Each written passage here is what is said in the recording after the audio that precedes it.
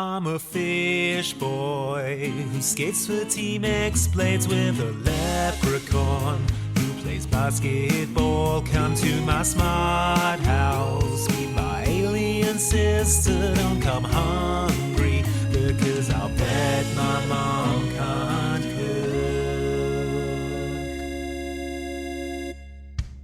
Hello everyone and welcome to Mum Can't Cook, a decom podcast. I am one of your hosts, Andy Farrant, and me and my friends think it's wrong to go to the moon. Hello, I'm the other host, Luke Westaway, and I don't have any further questions. Okay. Although, wait, hang on, sorry. You think it's wrong to go to the moon? I think it's wrong to go to the moon, yeah. Oh. It's probably my deepest held belief. Right. Do you know what? I never thought about that. Obviously, humanity's already been to the moon. Famously, we went to the moon in 1969. 1969. Not 1970. Yeah. But a year sooner. Not 1968, but a year later. But 1 year later. Yeah. And my question to you, Andy, is what's the problem with it especially? The moon doesn't mind. Yeah, it is a problem, isn't it? No. Sorry, I think the connection must have gone a bit funny there. I wasn't agreeing with you. I was querying you. Why do you think it's wrong to go to the moon? I agree with you. I do think it's wrong to go to the moon. No. What's wrong with going to the moon, in your opinion? Okay, well, first of all, Yep. Look at it. Yes. Have a look at the moon up there. Yes. Look at it hanging there. Well, I've often looked at it, and it's interesting you say that, because I've often looked at it and thought I would like to go there. Mm-hmm. I think for I think you shouldn't. They say man has dreamed of the stars for as long as... and it should stay in his dreams. Okay, but why? Why, though? What's wrong with it? Okay, well, how about this? Look at the moon. Okay, let me try a different tack. Complete this sentence. Okay. It is wrong to murder because... It's evil. Okay, right. Yeah. It's wrong to go to the moon because... It's wrong to go to the moon. Right, now. Full stop. Okay, what's happened there? Can you see how I'm feeling like there's a separation between the two I feel like I'm making my position very clear. It's wrong to go to the moon. No, your position is clear. I am crystal clear. So what don't you understand? Okay, let me put it this way. Look at the moon. Okay, I'm looking at it now. It's wrong to go there. Today we're doing Zenon 3, which tackles the thorny ethical issue of whether or not you should go to the moon. Something that I think Disney Channel watching teens in the year 2004. It was probably the most pressing issue in their young lives, I think. Exactly. Well, they were optimistic. This was pre-recession, right? This was pre-2008, so they were probably assuming they would have the opportunity to go to the moon by 2012, each and every one of them. So Zenon 3, if you've not listened to our previous episodes on Zenon 1 and Zenon the Sequel, I would encourage you to do so, because there are actually there's not that many recurring characters, but there are some recurring characters. I'd say there are fewer recurring characters than there should be, but... Oh, for sure. But I am going to be having a hard enough time with Zenon 3 without, I know I'm addressing you, the listener, directly, who hasn't listened to the other episodes now. I'm going to be working hard enough without having to catch your sorry ass up.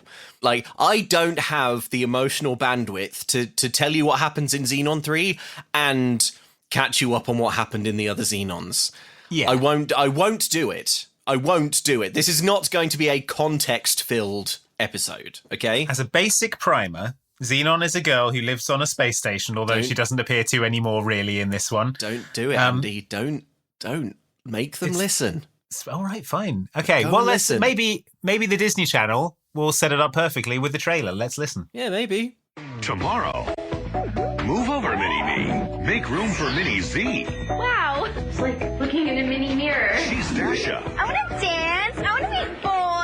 Where did that come from? and she wants to be everything Zenon is. Is that really a lock of my hair?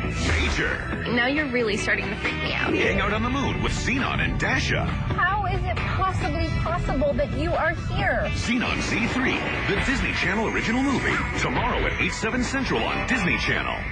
There you go. I think that's pretty much everything you needed to know. No. Teed up pretty well, I think. Okay. All right, I can do it. Zenon is the Disney Channel's original sci-fi franchise. It's about Zenon, a plucky, brave, courageous teen who grew up on a space station and saved the space station from a greedy man who wanted to do, who wanted to explode it for the insurance money while he was on it. And then in the sequel, made first contact with aliens. Yeah. And nothing much came of it. Yes. Now we arrive at Zenon 3. That's basically it. You're ready now. Yes. So you're ready to start Zenon 3. So yeah. A Windows 95 screensaver of spaceships fly overhead. A crowd is gathered. Welcome, adventurers. Welcome, one and all. I'm Pat Numbar, says a man. Yes. Pat Numbar has... The name Pat Numbar bothers me enormously. It feels like it should be a pun. Yeah. But it isn't. It's like number, but with an A instead of an E. But, yeah, Numbar. It should be like Prime Number. Prime Number, yeah. Prime Number is good. Prime Number's pretty good. He's called Pat Number. He's Pat Number. What does it mean? What... Annoying. Patrick, does it make sense if it's like Patrick Number? No, it doesn't. Mr. Number here is the proud creator and benefactor of the 2054 Search for the Extreme Teen Supreme. Yeah. What is that? What is that? Well, I'll tell you. It's an extreme teen competition to find, well, not to find. Okay, it's They've already festival. found 6 extreme teens. It is adjacent to a festival called Moonstock, and this is the inaugural year of Moonstock. Pat Numbar is the creator of Moonstock and the creator and benefactor of the Search for the Extreme Teen Supreme. The Search for the Extreme Teen Supreme is a contest designed to globally promote Moonstock, a youth festival that is going to take place on the moon. Yes, imagine the search for America's greatest kid magician, but it's about finding the most extreme teenager in space. Most extreme teen in space. Okay. Pat Number, just to sort of describe him, he's got a wild hunted look in his eyes and bleached blonde hair in spikes. Yeah, he looks like he roadies for the Offspring. Yes. Okay. And he stood, and like when they're doing a show where the crowd is quite far away, maybe he goes on and plays it. Like, if Dexter Holland doesn't want to go on, Dexter Holland isn't feeling it. Yeah, he'll sort of go on and do it. Wearing like Guy Fieri's wardrobe. Yeah.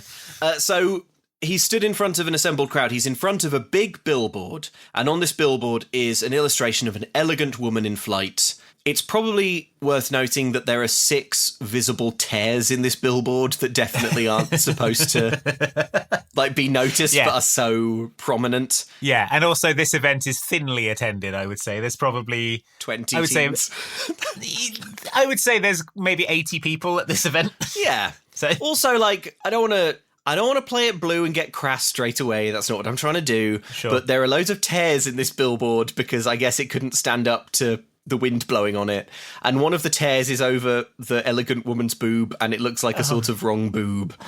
It's like a sort of... I mean, this is an illustration of the moon goddess Selena, who later in the film becomes very angry, so maybe that's the reason. Yeah, that's true, because she was portrayed with wind-damaged... Wind-damaged boobs. Wind-damaged body parts. So Moonstock 54 is kicking off with the Extreme Teen Supreme contest. Yes. We see a girl called Cassie, and she says, "To me, it is so believable minor that something this gigundous could happen without Zenon," is a sentence that she says. Yeah. Margie from the previous films is there as well. Zenon's previous nemesis, but now friend. She isn't listening. She's scoping out space hunks. Yeah. She thinks it's fully fabulo that Zenon isn't here. So Margie is hyped because Zenon wins everything, she says. And she could win this as well, the Extreme Teen Supreme contest. And Cassie, who is also Zenon's friend, says, well, it's because she deserves it. And we cut to the space station up in space. The note I have is that it looks worse every time. I don't know how it looks worse. I know. As technology advances, the space station looks worse and worse. I would say that, the CGI all through this film is shocking. It's like, do you remember what we said about the Even Stevens movie? That it's unacceptable. Yeah, basically this is unacceptable. I just can't believe, even in 2004, even for TV, I can't believe anyone looked at this and thought it was okay to go out. There are long extended sequences where there is only CGI. I can't believe it's 2004. It looks like a cutscene from a 1997 PC strategy game. Most of this. Yes, and not like a high Command budget. and Conquer 1. Yeah, and not a fun one. Like an edutainment Command and Conquer. Oh, God. Get all of the maths spaceships into their division hangars. So we can get a grant from the government. Yeah. Okay, so up on the space station. Zenon is doing a space driving test in... It's a space car. It's a car. Yeah. It's a car. It's a car in space. It's a car in space. It's like a car, but it doesn't have wheels. All the cars are luridly coloured. She's smashing her car backwards and forwards into the other cars that are in front and behind her. She's practicing parallel parking. Why do you have to parallel park in space? Right. Oh my God. The idea that in space you have to parallel park. The problem with cars is that they all have to exist on the same plane, right? Which is the floor. Yeah, you can hover above, you can park above another car in space. Exactly. You never have to parallel park. Or like, why isn't it a gag? Why isn't it, oh, you don't forget your vertical parking, you know? Yeah. Or you have to parallel universe park, where you have to park your car in another dimension. But no, instead of that, you get Zenon in the most least ambitious spaceship you ever saw. It honestly looks like a medium-sized hatchback with like no wheels and some sort of spacey fins on it. Yeah. It is so low effort. It's really rubbish. And it's like all bright primary colours. It's like just bright red. All the cars are like, there's a blue one and a red one. They look like board game counters. Yeah, You know? it's atrocious. Zenon is like just smashing into all the other cars. Yeah. She can't operate this vehicle properly. She sort of lurches forward, crashes into one ship, lurches backwards, crashes into another. So she's in there with Commander Planck, who is conducting the driving test. You'll remember Commander Planck previously. He's the head of the space station, and in the sequel, I think, got married to Zenon's Aunt Judy. So he's kind of become like family. On the IMDb page for this movie, it says that he's played by Cole Mamini, which isn't true. I don't know why it says that. Well, probably Cole saw an opportunity to fatten up his IMDb credits because no one would ever spot. No one would ever bother. No one would ever check. Like, wow, this Cole fella's been in an awful lot. Yeah. He's Zenon. Wow, for Disney, a Disney production. Pretty good, that must have been good. But yeah, Zenon is being given her space driving test by her space uncle. Yeah. And if she doesn't get this right, he can't pass her. But if she doesn't get her pod license, she can't join the Extreme Teen contest. Yes, Commander Planck says, I think it's about time you acted a little more like an adult. And Zenon says, that's not fair. If I start becoming all grown up, I'm going to be boring to the 10th power squared. Yeah. And Commander Planck that's how that works, but that's fine. But just then, two very striking things occur. Yes. Almost simultaneously. Mm-hmm. The first one is a big wisp flies from the moon. Yeah, a spooky ghost flies out of the moon. A big sort of Windows Winamp visualization wisp flies out of the moon, and the credits come up that say music by Philip Marshall. Yeah, Philip Marshall, the respectable alter ego of Phil Marshall, the jumping ship composer. Yeah. He's the Joseph Lawrence of music. Yes. The wisp hovers over Zenon's car and then smashes it downwards.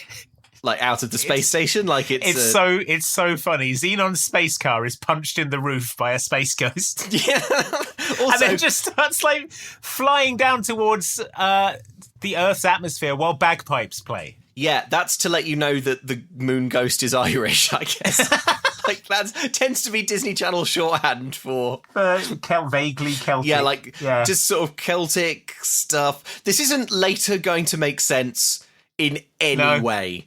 In fact, it's going to make less sense than it currently does. Now that I'm reading this note back, this makes no sense. Yeah. So with a sort of Celtic bagpipe flourish, a space ghost tries to kill Zenon. Yeah. She hurtles down towards the space station, but then the wisp sort of slams her again, like so that she pings downwards into Earth's atmosphere. Yeah, it like alarms are going off and she's sort of spiraling off into out of control. Yeah. She's heading towards a satellite, which is astronomically unlikely, but whatever. She swerves to avoid it and narrowly misses it, which really annoyed me because you're piloting a spaceship. Like, if you're heading towards a satellite, you don't get a reward for swerving around it. You just touch the steering wheel in any direction and you'll miss it. You can go up or down. There's nothing else around you. Swerving a car around something is difficult because the car is stuck on a single plane and the road is narrow and there are other things and people and just pull up slightly and go over it. Yeah, but anyway, so Plank is impressed by this maneuver from Zenon, but then Zenon suddenly, on a whim, decides to enter the Earth's atmosphere. It's like, are you allowed to do that? Why isn't she shot down by the Pentagon? Is this ship rated for atmospheric re-entry? It's a tiny little space car. Tiny little space car. Oh, that would be so good if two F-16s just sort of like moved into an escort position. Yeah, the Star Wars laser moves into position and shoots Zenon out of the sky. Yeah, sorry. So, intercepted. So they fly down to Earth's surface and land on the beach next to a row of other crappy Monopoly cars. You took us to Earth, says Commander Plank, confused. Yeah. And Zenon says, isn't it Lunarius? We fished our wish. What does that mean? We fished our wish. What do you mean we fished our wish, Zenon? She was having a driving test. Yeah. Where she... Okay, so her driving wasn't test... Plank's wish to be on Earth. No. We fished our wish. We fished our wish.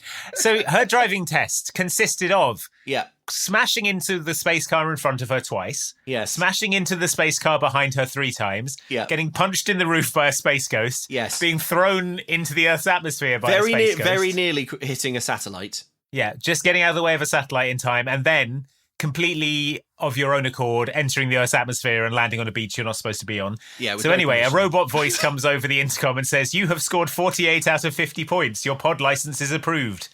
Congratulations, What? It says. Yeah, and it spits out her license.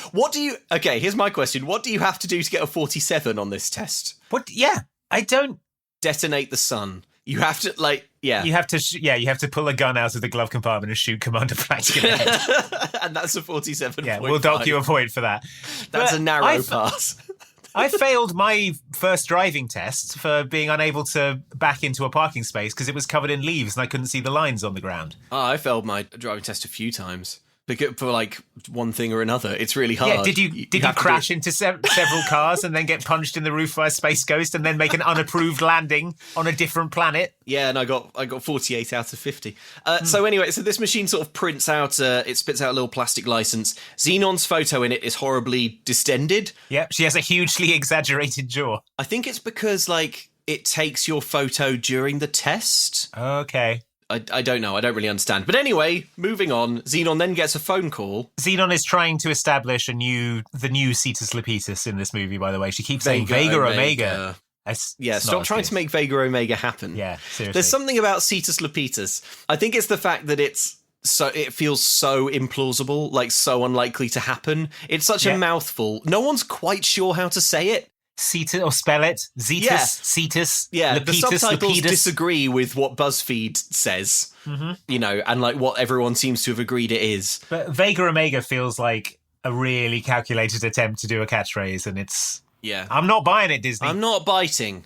So Zenon runs across the beach, and she gets a call from her friend Nebula, who you'll remember from the previous films. It's Raven from the Cheetah Girls. You'll remember her from the first film. Yes. In the second film, she is played by Shadia Simmons. So Shadia Simmons is gone now for the third one, and Raven is back, but not really. It's she has been green screened against a Hawaiian backdrop. Yeah. They clearly got her for about 45 minutes during a lunch break seconds. on That's So Raven.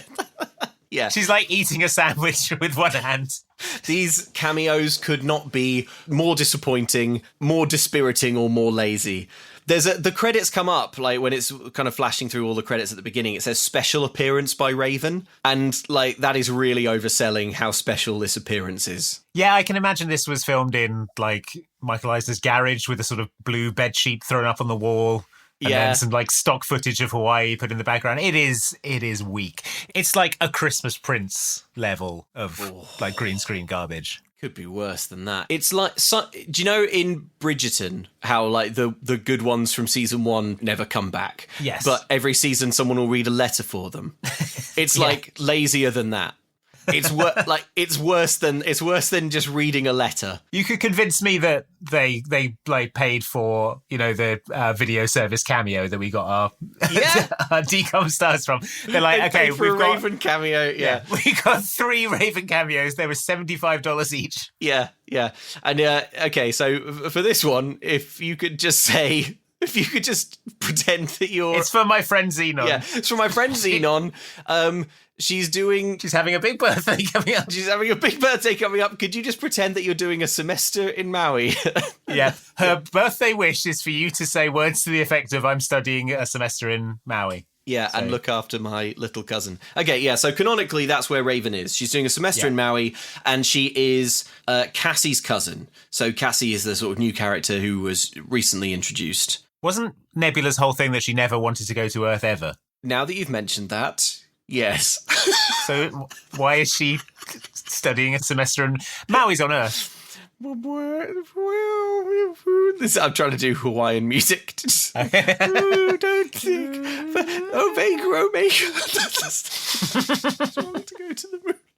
This film is awful. It's like I don't think any of the Zenon movies are like that good, but like already this one is like it just nosedives from the word go. Unfortunately, it is bad. They've replaced Nebula in this film with Nebula's cousin Cassie, who is a cheaper actor. Yeah, but is basically the same and does all the same things and fulfills the same role. Yeah, and they, I think quite cruelly, have Raven do this cameo where she's like, hey, look after Cassie, my cousin. She's like, hey, Cassie is just as great as me and is just your best friend like I am. Cassie is the new me. Treat her as you would me. Anyway, bye. Yeah, and with Raven's contractual obligation fulfilled, we go on to the next scene. It tells us very little, but we do find out that Zenon is going to do a race to the moon. There is to be a race to the moon. There is to be a race to the moon. Now, I imagine a race to the moon would be about 10,000 times less exciting than it initially sounds. Because, like, race to the moon sounds good, right? But think about it. Yeah. There are no corners. Everyone would set off for the moon. Fly in an exact straight line. Fly in an exact straight line. Let's just say the start would be very important, wouldn't it? Because they're all flying the tiny, weird little space cars. Yeah, so the order that you leave in would be the order in which you arrive. You arrive Yeah, I suppose if you set off during the day, there is one corner, because you'd have to sort of turn around Earth until the moon was in front of you. Until the moon was there. And then drive straight forward. Yeah. So it seems ill-conceived to me. But Zenon finds Cassie and Margie. Margie looks absolutely devastated that Zenon made it. Yeah, she grudgingly acknowledges that she's happy that Zenon is there. And then she negs her look because she hasn't had time to get ready. And then we cut to the stage, introducing the contestants. First up is Bronley Hale, a space hunk. Played by Glenn McMillan, who later went on to play the Yellow Wind Ranger. He is from... Excuse me? I lost track of Power Rangers quite quickly. There's a Yellow Wind Ranger. Yellow Wind Ranger. Wow, okay. Well, look, after you've done dinosaurs, what's next? I don't know, apes? They probably... Have they done apes? Is there an ape ranger? Power Rangers... There's gotta be an ape ranger. Okay, look. Shall I tell you what they've done? Yeah, tell me what they've done. 30? Oh my god, there are 30 seasons. But they're not all... I thought you were going to say there were 30 ape Power Rangers. I'll tell you, I would watch 38. Margie says, forget making him a contestant. He should be the grand prize. We were also introduced to Cassie. Her full name is Cassiopeia Wayne. We get Margie Hammond and Zenon Carr. But suddenly, an activist runs into the crowd holding a sign that says Moonstock with a line through it. Yes. This is a scam, he shouts. This is a scam. These people want to exploit the moon. I think he says these people want to wreck the moon. He says, these people want to exploit the moon. And then he's dragged off by security and he says kind of weakly, don't let them wreck the moon. So he has like a toy loudhailer. And he's quickly kicked out by security and the crowd looks on disdainfully. This is a scam. Don't let them wreck the moon. It's a scam. Don't let them wreck the moon. What do you mean? Anyway, he's gone for now. So the moon race is tomorrow, we find. Pat says, join us tonight for our kickoff beach party celebrating the glory of the moon goddess Selena. The note I have here is, when did humanity get a new goddess? Well, it's not, I don't think they think it's real, right? It's like how you'd be like, hey, we're having the Enchantment Under the Sea party and Poseidon will be there or whatever. Okay, sure. Because, like, later on when Selena turns up and starts beating everyone's ass, they all seem quite surprised. But not as surprised as you'd think when a god appears. They're not as surprised as you'd think to meet a real goddess. Yeah, that's true. And all of the terrifying implications for afterlife, other gods that might hold. Yeah. No, there is only one god, and it's Selena, the goddess of the moon. Selena, goddess of the moon. Okay, so suddenly the protester from before grabs Zenon. Yeah, he was apparently let go and is now being allowed to wander up to the unguarded contestants. Yeah, they sort of moved him back to the edges, and then he just sort of, yeah. So he says, "Hey, excuse me, can I talk to you a minute? You're Zenon Carr, right?" And he introduces himself as Sage Borealis. Oh my god. Hey, excuse me. Can I talk to you a minute? You're Zenon Carr, right? Sage Borealis. So you're not a huge fan of this contest. My friends and I think it's wrong to go to the moon. Your friends. I think it's wrong. Look, I'm sure that you're sincere, extreme, and really believe in your cause, which is great. But I gotta go. Good luck to you. See ya. My friends and I think it's wrong to go to the moon. My friends and I. We never see his friend. We never see another moon activist. I do think that Sage is doing his cause potentially a disservice. I don't know. Like, maybe have a better talking point than I think it's wrong to go to the moon. Does he have any friends? Do we see any other moon activists? No, you never see a single other moon activist. No one else in this whole fictional universe gives a shit about the moon. Well, apart from the moon goddess Selena. Yeah, it's just her and Sage who care even just a little bit. Zenon is like, okay, and he's like, I think it's wrong. I think it's doesn't wrong. offer any further reasoning as to why he thinks this. I think it's wrong to go to the. I think it's wrong to go to the moon. The reason this is so annoying is because it really does feel like quite lazy writing to me. Because surely it wouldn't have been too much effort to just, like, how hard is it? Why is it wrong to go to the moon? We should focus on preserving Earth's environment.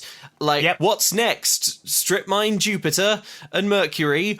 You know, or like later they talk about filling the moon with hamburger stalls and stuff, and why that would be bad. But like, it's very, very sort of vague and woolly. When you think of the moon, you don't really think of its outstanding natural beauty, do you? It's a sort of blasted wasteland. Well, yes, true, yeah. And also, like, sure, it has poetic beauty, but, like, people going to the moon doesn't affect that at all. You can't see them. You can't see. If someone were to open a hamburger restaurant on the moon, you couldn't see it with the naked eye, my friend. I wouldn't know. I mean, yeah. Later on, we're on the moon and we're looking at Earth, and you can't see a McDonald's. Yes, it's disgusting what they've done down there, isn't it? Sage Borealis is an idiot. All I can see is Starbucks as far as the eye can see. Maybe he's an alien with, like, incredible telescope eyes. And maybe everyone has telescope eyes. Maybe everyone can kind of zoom in. Mentioned it. Yeah, optically zoom in 1,000,000 times. Maybe that's what the song Zoom, Zoom, Zoom is about. Zoom, zoom, zoom 1,000,000 times my optically eyes go with my zoom, eyes. Zoom, zoom. I can see a burger restaurant on the moon. Well, maybe the zoom, zoom, zoom, make my heart go boom, boom, boom means, like, occasionally, if I optically zoom in too far, my heart will explode. Yeah. Well, that's the downside, isn't it? It's a constant tension in the people of the future between zooming their eyes in really far and their hearts exploding. And their hearts exploding because we figured out how to make an eye zoom in really far, but we haven't figured out how to make a human heart withstand that kind of zoom. You've got to find the biting point, and that's the sweet spot. Any further than that, instant myocardial infarction. So, yeah, Sage Borealis. It's also annoying because, like, he's got a captive audience here. Like, Zenon has surely given him exactly what he wants, which is, like, asking him. Yeah. If you, in real life, met a protester, like someone from Just Stop Oil or something, and you were like, hey, excuse me, can you tell me exactly why you believe this? Like, surely that's music to their ears. That's what every activist is desperate. I've been waiting desperately for someone to ask me that. Yes, great. Thank God. Have you got half an hour? Yeah, and Sage here it Borealis is. cannot articulate his position beyond it's wrong to go to the moon. Just bullet point it, my man. Like, surely you've got some sort of social media presence, although I'm not sure, because so far his entire activism is like a sign. Wading into a crowd with a sign that has Moonstock with a line through it. What was his, this is a scam, this is a scam. This is a scam. Don't let them wreck the moon. Don't let them wreck the moon. Don't let them wreck the moon. The moon's not good, Sage. What's the scam? The festival? The festival? Like the tickets? Yeah, the tickets are like fraudulent. If you said this festival's a scam, I'd be like, right, so they're taking my money, but they're not going to fly me to the moon. It's a fire festival situation. Yeah. Also, like, again, it's just this. We talked about this a bit, I think, when we recapped Zenon 1, but I'm frustrated by how weak the sci-fi is in Zenon that, like, no one's on the moon? I mean, the moon is the first place. How are they on the... Why is there a space station but not a moon base? I've got this in my notes later. It's wild that they've got space stations and everyone's like zooming around up there and no one... Apparently, according to this, no one has set foot on the moon since Neil Armstrong, according to this movie. It's just so fine. They're just... I mean, maybe, yeah, it's like a bad neighborhood, I guess. It's just like a crappy, blasted hellscape. Yeah, well, I mean, you can see that with the naked eye. You can see it's blasted. Yeah. I tell you what, how about this? Here's my campaign. Smooth the moon. Smoothen the moon. In Smoothen the Moon. If you could, like, just get someone up there with... like a big polyfiller. Yeah. Just fill in all those. I tell you what, it's already white. Okay, you smooth it out. You put a little chalet up there selling hot cocoa. You rent out some skates. Now we're talking. Yeah, skate around the moon. Yes. Have a hot cocoa, maybe a little mulled wine if you're feeling saucy. That's good. And it can't be seen from Earth, Sage. It can't be seen. None of this can be seen from Earth, Sage, unless you zoom. And you can't do that because then your heart will go boom, boom. Your heart bursts. Yeah. Okay, so we cut to the big city. In the big city, Aunt Judy and Commander Plank are in their deluxe apartment overlooking a large CGI metropolis. They explain to Zenon, who's also there, that they've always thought about having kids, so they decided to take in a foster kid on a trial basis. Yeah. Zenon says, have you met the kid? Is he great? And they correct her and say, well, it's a her. Zenon's face hardens. In a way that looks furious. She does. She looks genuinely livid. She's girl, but I am girl. Yeah. She's like, oh, it's a girl. Stella. Like, very put out by the thought of a 10-year-old girl. Because they've given the age. On their racket. Yeah, horny on their racket of being girl. She reminds us of you, they tell Zenon, and suddenly... Yeah.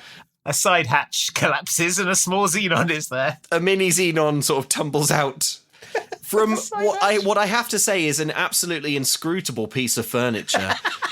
It looks like someone has put a bed on its end. Yeah, but a bed with only 2 legs. Okay, picture a coffee table in your mind, reach forward, grab the 2 legs closest to you, snap them off. Now, turn the coffee table, push it upwards so that it's on its side.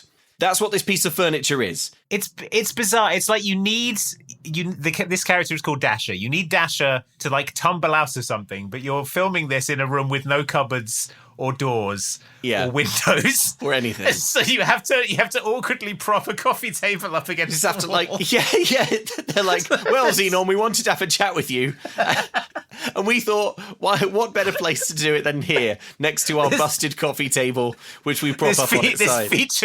This featureless room, except for the coffee table propped up in the corner. Also, now imagine that you exist in 3D space, which you do, and imagine that you're stood near a coffee table on its side, and there's a 10-year-old girl hiding behind it. You would see her. You would see her from every angle. Yeah, you're in a brightly lit sort of glass-lined like her reflection would be everywhere. And also like Plank and Judy haven't seen her either. Like they're all she has to. Every angle is covered. This. Yeah. When did she set this up? How long has she been there? She's been behind there for hours. But anyway, she sort of like tumbles out. It's so funny that they're so committed to this like visual of her tumbling out. Yeah. They stuck with it even when it makes like zero sense in this room. They could have had her just come through the door. Yeah. Fall through a skylight. Fall through a ceiling vent or something. Yeah. You know? That we don't see. No. But anyway, I wasn't trying to eavesdrop, I swear. Say hello to your new cousin Dasher, Zenon is told. Zenon looks her up and down. It's like looking in a mini mirror, she says. Yeah, Dasher says, this is so lunarious. I can't believe my hero major is going to be related to me. Zenon looks really annoyed by this, even though based on Zenon's character thus far, this seems like something she'd be really into. Like, she loves people hero worshipping her. Yeah, like it's a fan. Like it's a permanent fan is going to be always around, like fangirling. I think she'd be into it. Anyway, the family are eating dinner from triangular plates because it's the future. On TV, Pat nothing Numbar wrong with plates. No. Humanity solved the plate situation in the 21st century, Luke. Oh, we didn't go to the moon yet. No, but we realised that triangles is the superior. You can fit a slice of pizza on it really nicely. Isn't pizza like square in the... Oh, God, you're right. Jesus Christ. Spectacularly incoherent. So anyway, on the news is on while they're eating, and Pat Numbar is being interviewed. So annoying. Now, Pat, says the host of the news programme, we've had a flood of calls about the pod race. Tell us about that. And at this point, pause the podcast because, oh my God, they've decided to call it the pod race. Pod racing. They've called it pod racing. They've called it pod racing when what it is small, slow space cars driving in a straight line to the moon. The audacity. Again, this is Disney, like, trying to get sued. This is Eisner's plan. He's like, hey, Lucas, hey, guess what I've done? I've put pod racing in my film. I've done my own pod racing. Yeah, what do you think of that? I call it pod racing. I call it pod racing. What do you think about that, George? And Zenon says, now this is pod racing. Zenon and her best friend Sebulba. They indulge in a little pod racing, George. What do you think of that? It would be so good if Sebulba was walking along. We've replaced Raven with Sebulba. Sebulba's like phoning in on aliens, be like, ooh, dang, In this, he's called Constellation Jones. So, yeah. Pat says, I'm glad you asked. You know, I used to be something of a pod racer myself in my youth. They both turn and stare straight down the barrel and say, do it, George, you can. Do it, George. We want you to do it. Hit me, George. It's like Michael Eisner's sort of doing that thing where you jump in front of a car on purpose. He's like...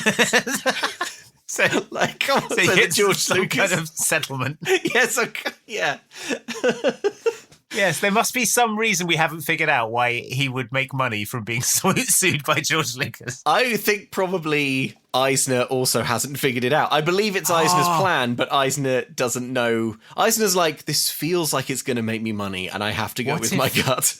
What if Michael Eisner's wife is George Lucas's lawyer? Oh, okay. Yeah, okay, that money's all coming back to Eisner. Yeah, that's, yes. Double Jeopardy, that's right. Yeah, pod racing.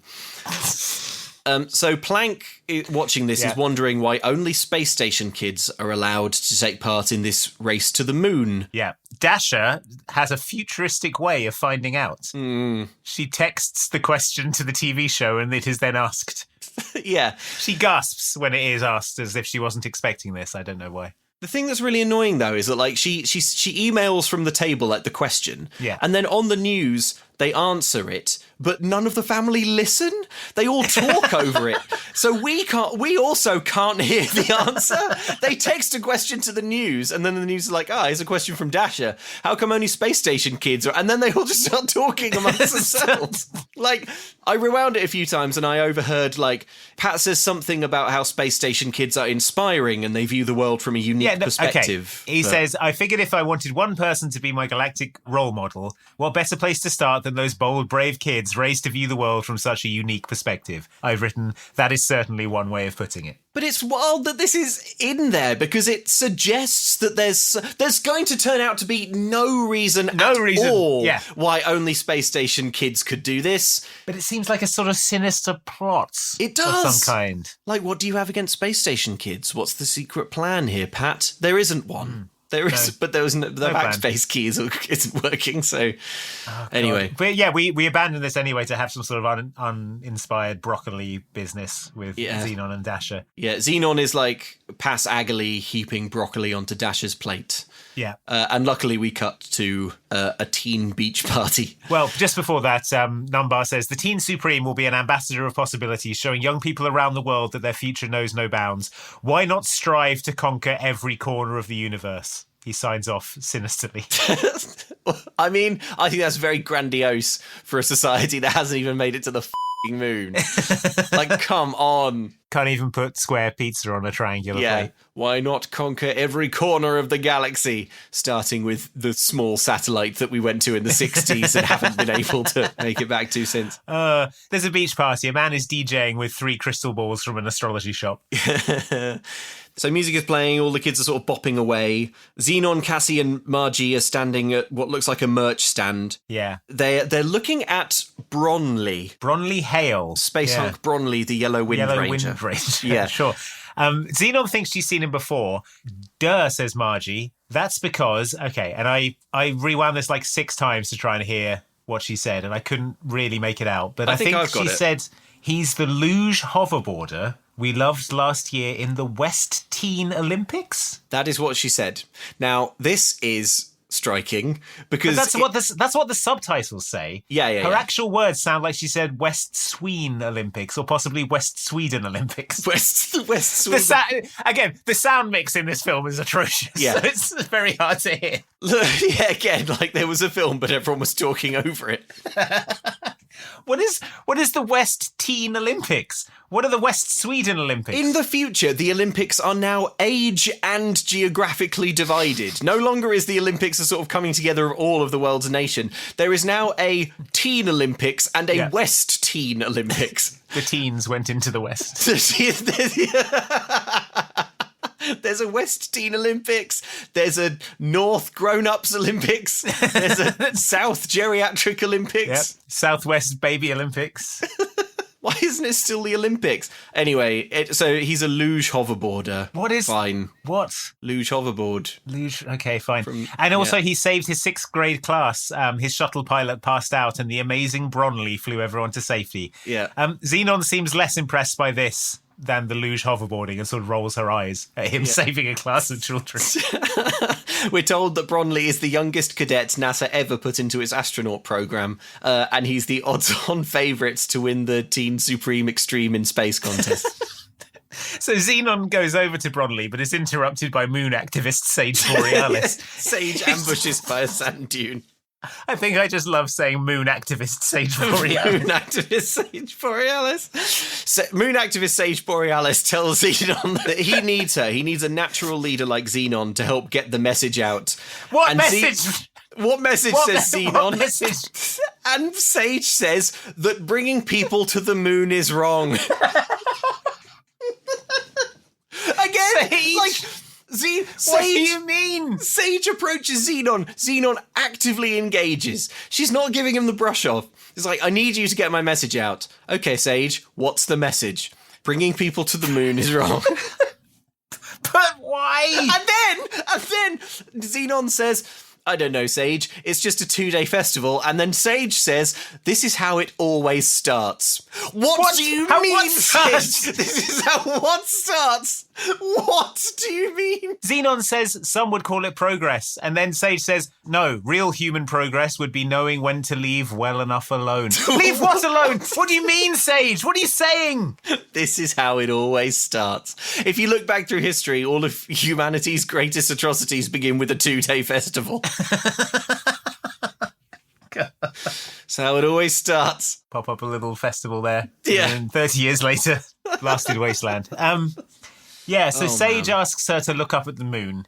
He says, would you want to be on some great romantic date and look up there and see it all covered in tacky lunar condos? They probably wouldn't be visible with the naked eye, Sage.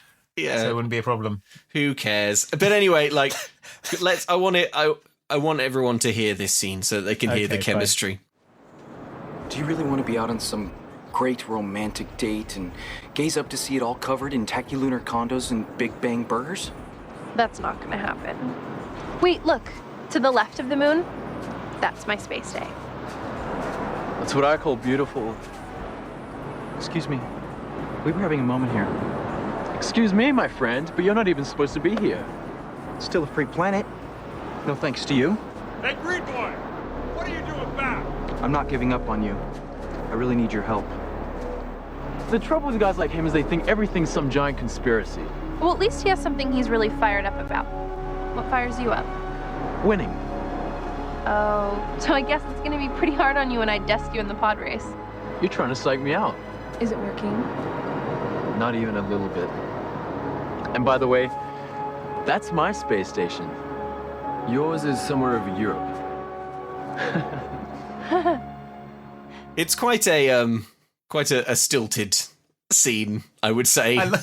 I love this so much because Zenon says, "Look to the left of the moon. That's my spay-stay. It's moving alarmingly fast and is also like extremely large and visible to the naked eye. So I think it's crashing. It's certainly fallen into Earth's orbit. It's in the process of crashing. Also, you also heard Look up there. There's my space. Also, you heard Bronley there as well in the clip because Sage has to flee into the dunes because he's spotted by security. And then and Xenon's like, "That's my space station." And Bronley is like, "No, it isn't." No, it isn't. Yours. There's nothing like your space station. And Xenon's like, "Oh, yeah. Oh, yeah, you're right. I don't know anything about space or my own home.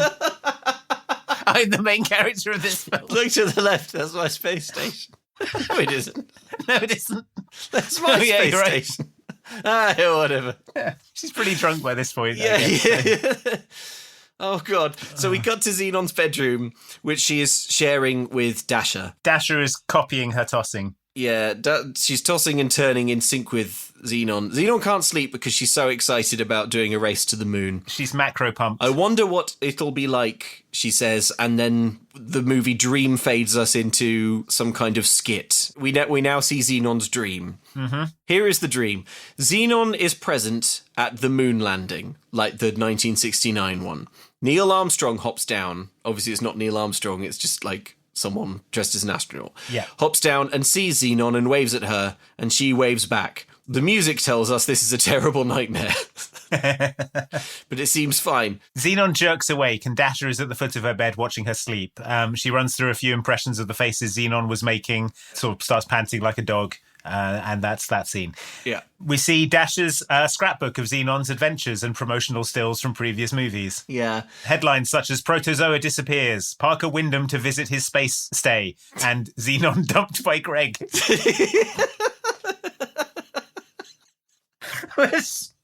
That is indeed a news headline. Zenon dumped by Greg. Who is this news for? It's like Dasher, apparently. Another headline that we see is Zenon absolutely pancaked. I don't... Yeah. What's the context there? What is pancaked in this context? I don't know. There's a lock of her hair in there as well. Dasher explains that she contacted the hairdresser on the space station and asked for Xenon's hair, and that's how she got the hair. And then it was Z-mailed to her. Z-mailed. This is scary, says Zenon. Correct. Dasher says that her life has been being bounced from one foster home to another, but she believes that she may finally have found her family. Yeah. Later on, Aunt Judy is doing laundry. Zenon is there. Yeah. But everyone watching this movie is going to be panicking because in the background there is a Protozoa poster, but oh dear. Mm-hmm. I mean, I can't believe we've got this far without mentioning it. Protozoa has been woefully recast. I mean, woefully recast. Woefully recast. So this it's is no no longer Philip Reese-Chowdhury. No, it's Nathan Anderson. Apparently, it was down to scheduling conflicts, from what I could find. But what I know for sure is that this is a very, very, very sad day for cinema. Oh, yeah. For sure. The only person who comes out of this well is Philip Reese-Chowdhury, who didn't have to be in Zenon. He didn't have to be in this garbage movie, yeah. But yeah, it's it is really woeful miscasting because Philip Reese-Chowdhury does a good line in that sort of British rocker. Let me see you move. Let me see you move. Well, yeah. So the rest of this scene is like basically Judy talking about how Dasher. Zenon doesn't need to worry about Dasher. She's off to the moon and Dasher won't go with her. So the film is like, oh, she's definitely going to stow away in Zenon's spaceship. But they cut then to Protozoa. in yes, his apartment. So we get to see this new protozoa, and folks, it's bad. I'm not gonna lie Okay, to you. so Protozoa is talking to a hovering robot. Yeah. I can't tell if the robot is his agent or if the robot is a phone through which he's talking to his agent. Yeah. I'm not sure. But the main thing is... Yeah, I think his agent is a small, round, floating ball. Yeah. I've written, he sucks so bad and looks about 50. Yeah. So Protozoa has not been asked to play Moonstock, and as you will hear in this clip, the accent is an issue. Don't you remember? I'm irresistible. It's a youth festival. A youth festival, schmooth festival. I've been cutting edge so long, they've nicknamed me the Knife. It's just not the cards, my friend. It's no use. We'll call them again. How can Moonstock possibly be happening without the most happening bloke in the galaxy? Okay, kid. Let me give it one more try. Who in the galaxy could possibly be more adorable? Philip Reese Chowdhury could, you snake. Now look. It's not Nathan Anderson's fault. They're big shoes to fill. Partially Nathan Anderson's fault. But, like, everything about this is so bad. Like, who is Zenon 3 made for? If not, like, if there's scheduling conflicts, don't make it yet. Wait until Philip Reese Chowdhury's available. Because he's a main character in Zenon. Yeah. It's not like Marnie, where you can just like recast her and it's better. Says someone who has not seen Return to Halloween Town recently. Yeah, that's true. I'm going to eat those words. You are going to eat those words. You'll be missing Marnie terribly. It's like, yeah, like to not have Protozoa and to not have Raven. Could they not have got Philip Reese Chowdhury and thrown a green curtain up in the back of his garage for like 8 minutes? You'd think. And gone, Zenon, it's me, Protozoa. Protozoa. I see you move. I think, like, the fact that Protozoa is wrong, coming so hot on the heels of Raven's kind of, like, lazy cameo, this whole movie is It just feels really... like no one wants to be involved in this movie. Exactly. It feels like some of the stars have, like, found out something about and are all, like, distancing themselves from, like, the franchise or something. Yeah, or just like it's just like no one wants the director doesn't want to be directing No it. one The wants writer to- didn't yeah. want to write it. None of the actors want to be in it. Why are you making this film? Do you know if you're, like, planning a party and loads of people RSVP, and then as it gets closer and closer and closer to the date, people start dropping out, and you kind of get to the point where you're like, is it even Worth still having the party? Is it worth still having the party? And you're like right on the fence. Like that's how this movie feels the whole way through. It's like just sort of so non-committal. It's Yeah. man, and like it's really underlined by this character who is just a guy doing a not very good Philip Reese Chowdhury impression. Yeah, it's pretty bad. Anyway, cut to Moonstock. Yeah. So instead of Protozoa, there is a DJ. Zenon has just eaten a huge plate of ribs. Yeah, she stripped the carcass of some medium-sized animal like a piranha. Yeah. Keep going at that rate and you'll soon have enough bones to build a dinosaur, says Cassie, and laughs, nudging Margie. Margie and Zenon both regard her with utter contempt. Yeah, Margie stares daggers until Cassie shuts up. Yeah, it's a really weird interaction. Yeah. Then Margie lashes out at Zenon. What's Zenon's crime? Featuring in her dreams. Wait, I had a dream with her too, said Cassie. I had a moon dream too, says Zenon, with old Neil Armstrong. They all had the same dream. They all three had the same dream. They react by saying these things. It is so dark matter, downright black hole-ish, inky to the 10th power squared. I think it's downright black hole-ish. I think it's inky to the 10th power squared. Startled from their reverie, however, Bronley rocks up to ask Zenon if she wants to dance with a yellow Wind Ranger. Yeah, Zenon says, why, of course. No, she says, did you have a weird dream, sexual hunk Bronley Hale? And he says, no, I don't see the point of dreaming. I'd rather just be out there living it. This is the most, it's the most annoying thing someone could say. Like, hey, I'd rather Bronley. be out there living it. Hey, Bronley, I also don't see the point of dreaming, but here's the thing. I'm not in control of my dreams, Bronley. I don't know if you know how dreams work, Bronley. Yeah. I don't see the point in dreaming. Well, good news, Bronley, it's not up to you. Bronley, I dreamt last night that I was in school in an exam and I didn't have any clothes on. And then a screaming nun with the face of my father flew out of the wall and murdered me. Yeah, I'd rather just be out there living that. I'm sorry, Bronley. What? You'd rather be living it? Yeah, man, just out there living it. Just out there living it. Bronley, what's the weirdest dream you've ever had? I don't see the point in dreams. So Bronley, you're saying you've made a conscious decision not to dream. Yeah, every night I clench my eyes closed real hard. Yeah, and think about not dreaming. Bronley just sort of putting cigarettes out on his arm to stay awake. Either that or Bronley thinks that everything he's ever dreamed actually happened in real life. Yeah, I was out there living it. He doesn't know what a dream is. I was out there living it. I was out there living it. Yeah, last night I was riding a motorbike made of clouds. Yeah. Yeah, through the halls of the hospital in which I was born. What a thing to have lived. I was out there living it.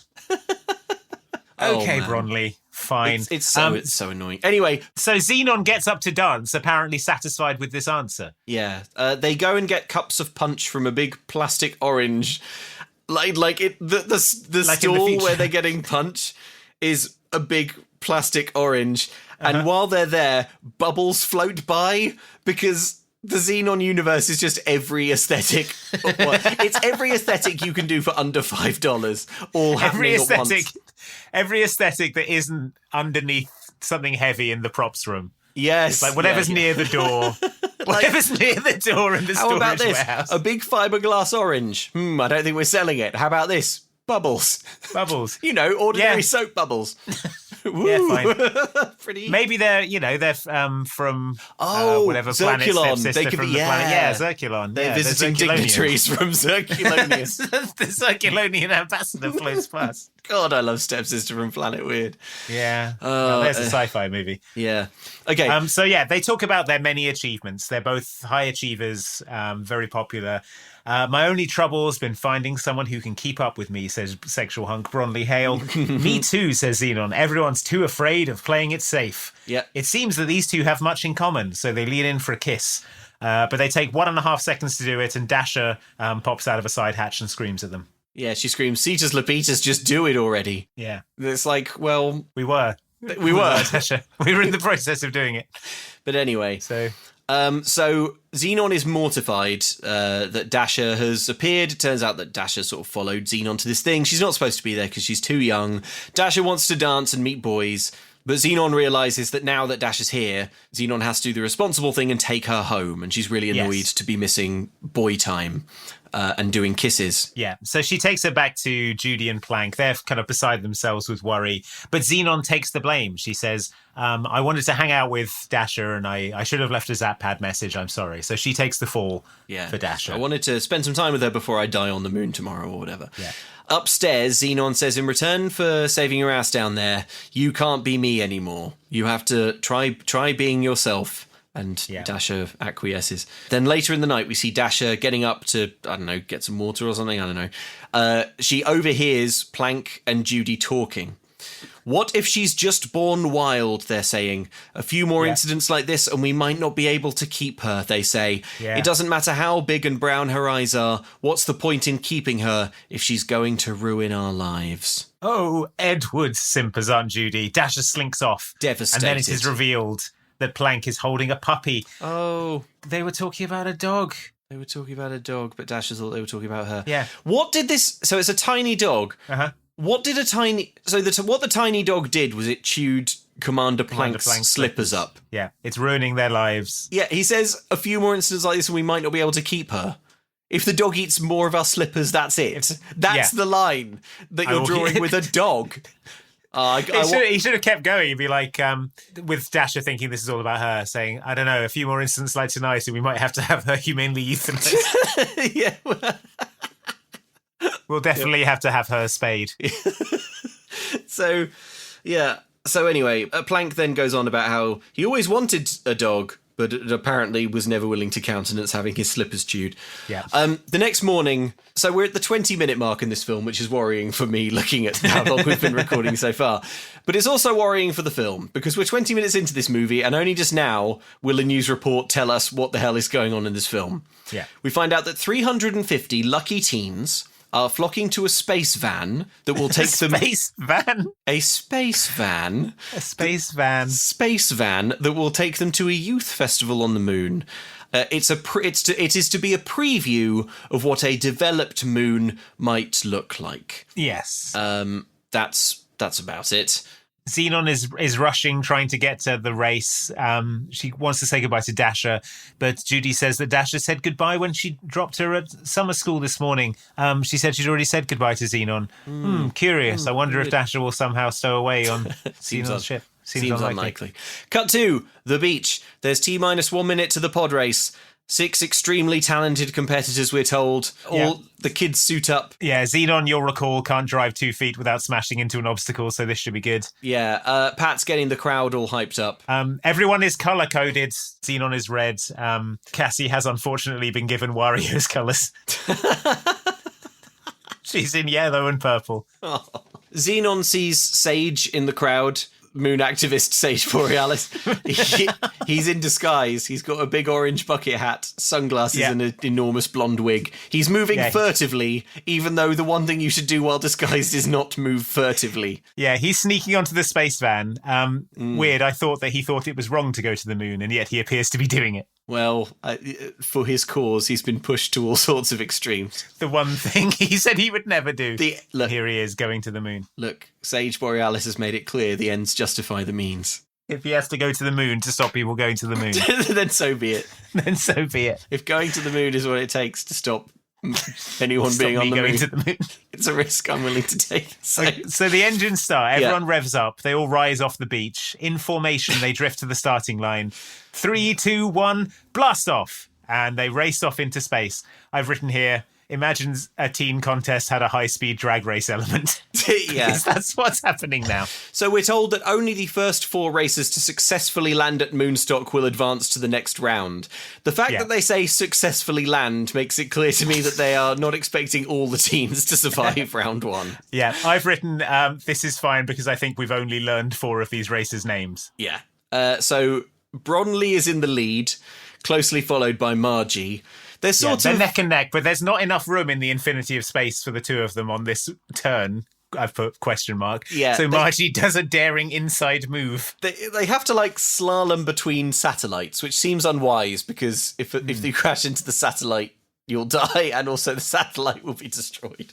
Yeah. Zenon aggressively shoves sexual hunk Bronley Hale off course so that he misses the buoy and he has to try again. See you later, golden boy, she snarls at the guy she was almost kissing 8 hours ago. Yeah, so Bronley has to circle back to pass the buoy, and in doing so very nearly smashes into Cassie. My note is this race should not be happening. It's been going on for 20 seconds and several of the teens are nearly dead. They're all aggressively trying to kill each other. They're all smashing. If they crash their spaceships into each other, they'll die. They'll die in space. It's not like a go-kart race or something where they'll sort of spin out and throw their helmet to the floor in disgust. The cabin will depressurize. There's a reason that NASA doesn't do 2 lunar missions at the same time and they race to the moon. Although, that could reignite America's interest. Because it would basically be like the space race. Because I think you call it the space race. I think a big part of why everyone was, why we got to the moon in 1969 was because it was a race. Mm-hmm. So actually, I think probably the way to get the public reinterested in space is to make it a race again. Yeah. But this one won't be a sort of geopolitical race. This one will be a literal race to Mars. Yeah. With red shells. Oh, man. Yeah. So Cassie gets rammed into by Bronley Hale. She goes spinning off. Yeah, she's dead for Zenon sure. abandons the race to go after Cassie to save her. But it turns out she's okay, actually. Yeah. Follow me, says Zenon. The announcer says, this reminds us this remarkable young woman has always had a knack for being there when others need her. Which is an odd thing to say, but he's probably just relieved he doesn't have to do commentary of a child dying in a pod race explosion, which was what was about to happen. I don't think what he says is borne out by anything we've seen in the films, but fine. Margie comes in first. She lands in a 1997 Command & Conquer cutscene. Bronley comes in second. Zenon and Cassie have caught up somehow. At one point in all of this mess, the cars are referred to as hot pods. And I don't think they're called that again. No, that sounds like a sort of snack you put in the microwave. So Dasha pops out from behind Xenon's seat, surprising hatch, her. Yeah. Which means that Xenon's craft is overweight and will be disqualified. Yeah. Forget about me. You have to win, she screams very distractingly at Zenon. Yes. So Zenon is alarmed, but squinting ahead, she sees, A wisp. Space wisp. Some sort of Celtic space wisp. The Celtic Space Wisp causes Jason and Bobby, for that is the names of the other competitors, to lose power. Zenon comes in fourth, the final qualifying position for the Teen Extreme Competition Supreme. 2054. Yeah. The inaugural 2054. 2054 Extreme Supreme Teen Contest. Oh, God. It sounds like a pizza. So Dasher reveals that Plank and Judy don't want her. Zenon is like, are you sure? It sounds like they were maybe talking about a dog. She points out that Dasher's eyes aren't brown. Yeah. And Dasher's like, oh, yeah. with the energy of a Zenon realizing that space station isn't hers. She's like, oh, yeah. Yeah. The bit where they talked about giving you a flea bath. That was probably about the dog. Yeah. So Zenon's like, we need to call Plank and Judy right away and let them know where you are. But all circuits are blocked on the zap pad. Oh, no. So she can't. They land in Moonstock. They go in. Margie gloats about her win. And we see Moonstock. It looks like an educational area of Epcot. Yeah, so it's less of a festival and more of a food court is the note, Yes, the note I have. And not a good food court. No. It's got like, there's a place where you can get space hot dogs. Yeah. And a place where you can get T-shirts. And I think that's about it. There was a kind of lightly space-themed McDonald's near where I grew up. In a sort of UFO on the side of the motorway. And Brilliant. it's got that kind of vibe. Yeah. Yeah. So the space van docks and teens dressed all spacey flood in. They can't wait to get... Well, several of them are wearing like rain ponchos. Yes. Very spacey. They can't wait. They can't wait. They're all super excited. They can't wait to get their first taste of Moonstock and enjoy, for example, a bowl of salad or a silver balloon in the shape of a moon, which are two of the attractions that I spotted. Yeah, a stand selling taters. It's mostly running around corridors while zapping sounds play. Yeah. I have a feeling we are going to have the macro best time of our lives, says Zenon. Macro means small to me. I don't know, because I like macro photography. Isn't it like... I know that macro is like big. Isn't it like micro and macro? Yeah, so like micro is small and macro is big. But like, surely everyone thinks small when you think macro. It doesn't matter. It doesn't matter. Zenon is bad. Stupid. So back on Earth, Protozoa is writing a song about Moonstock in the hope that he will be booked for Moonstock. He's all packed and ready to leave for Moonstock. His floating agent robot tells him that he still isn't booked. I've written, this is getting sad. It is. I'll take matters into my own manicured hands, he says, but in a way that sounds less British than I just said it. All I have to do is let them know I'm available, he says pathetically. The demands of the fans will do the rest. I'll save your commission. I've written he was paying this robot a commission. He was paying this robot to float around telling him he's not booked. Got a little robot that follows him around and telling him the gigs he's not booked for. The vast majority of gigs. She's not. So in a Command and Conquer cutscene, we see Numbar giving a speech about why he did Moonstock. The answer? Because we can, woo. Woo. The teens roar their appreciation from seated positions. Yeah. Numbar licks his thumb and touches his nipple. It's weird. You're in for 2 days. to moisten it? I mean, okay, I know practically why he did it. But why did he do it in front of a room full of children? I'm starting to think this Moonstock might have more sinister intent.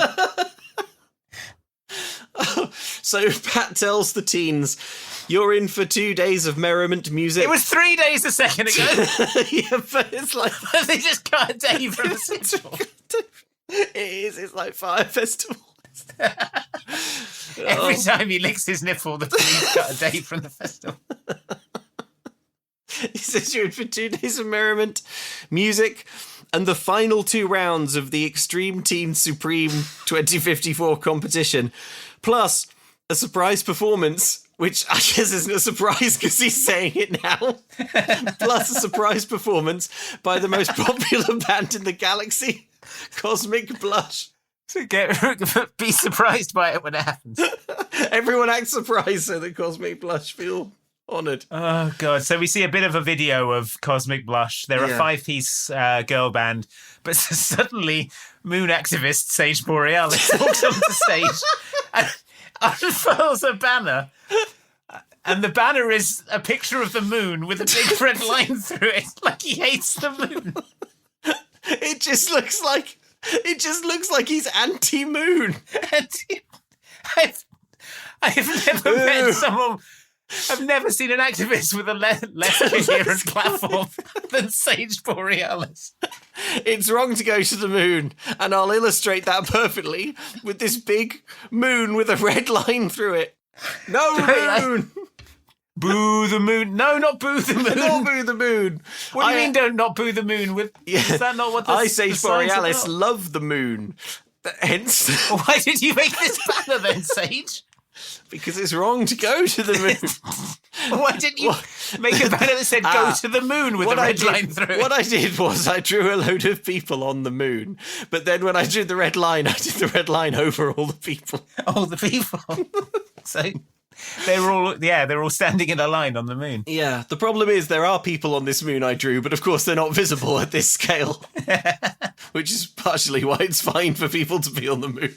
So, also, like, he's had the opportunity, he's snuck aboard, he had the opportunity to do something really big, really disruptive, really special, and what he did was pull on a rope and a big banner with this picture comes down, and that's it. Why isn't he, like, cutting cables in the mainframe? You know, he should be, like... turning off the gravity generators, or... Yeah, or, you know, gluing himself to something. He does this, he says, he comes out, he drops the banner, he says, "This is wrong," and then security go, "Not you again."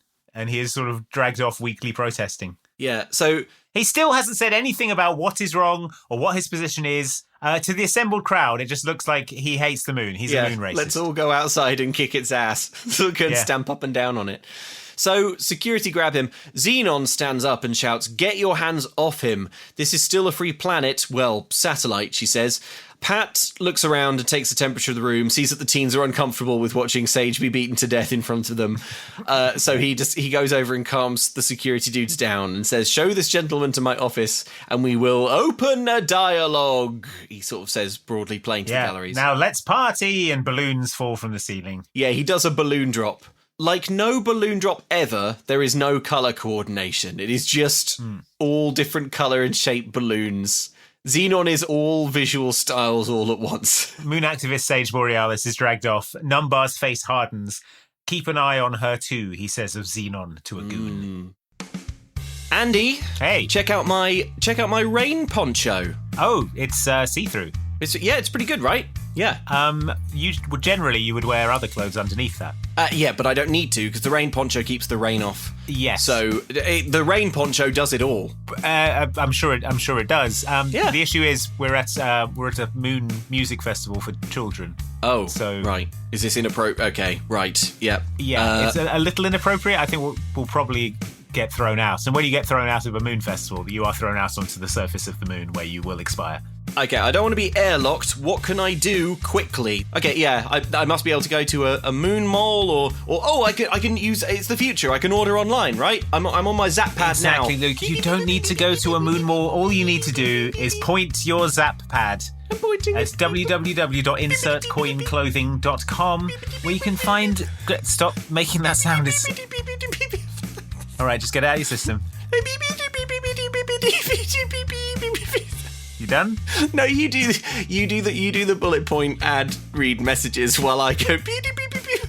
They won't look, Andy, they won't have a leg to stand on because when they listen back they'll be able to say, you know, like all the key messages will be there. They'll just be under a load of beeping sounds. Well, if I say it quickly, maybe you won't make beeping sounds while I'm doing it. Insert Coin have clothing inspired by the video games that you love at insertcoinclothing.com. And if you go there and use our code that Insert Coin have given us, Moon on a Stick, that's MOONONASTICK, you can get 10% off online orders. Codes are not applicable on charity items, bundles, gift cards, postage, and some products at launch. They cannot be combined with other deals or promotions, and they're valid until the end of 2024. But get on your Zap pad, go over there now, and check out clothing based on the video games you love. I'm looking at a PlayStation jacket right now, Luke, that would look so good.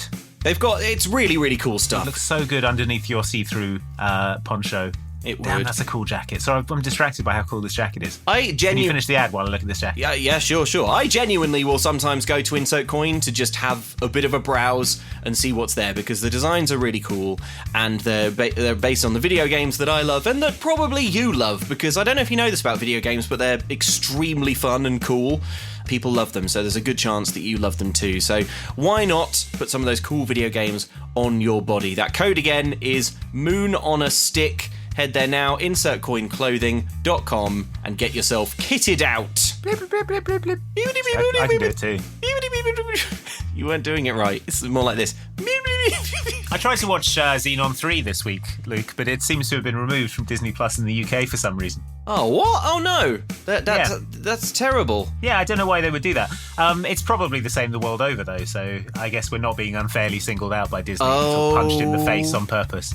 Oh, Andy. Well, What is it? What's I've wrong? got good news and bad news. Okay. The bad news is that Disney is specifically punching you in the face. Oh, Disney White. And all of It your... doesn't hurt, though, because Mickey's got that big glove. Yeah, that's true. And Mickey hates that. Yeah. Mickey wants it to hurt, but he can't take the glove off.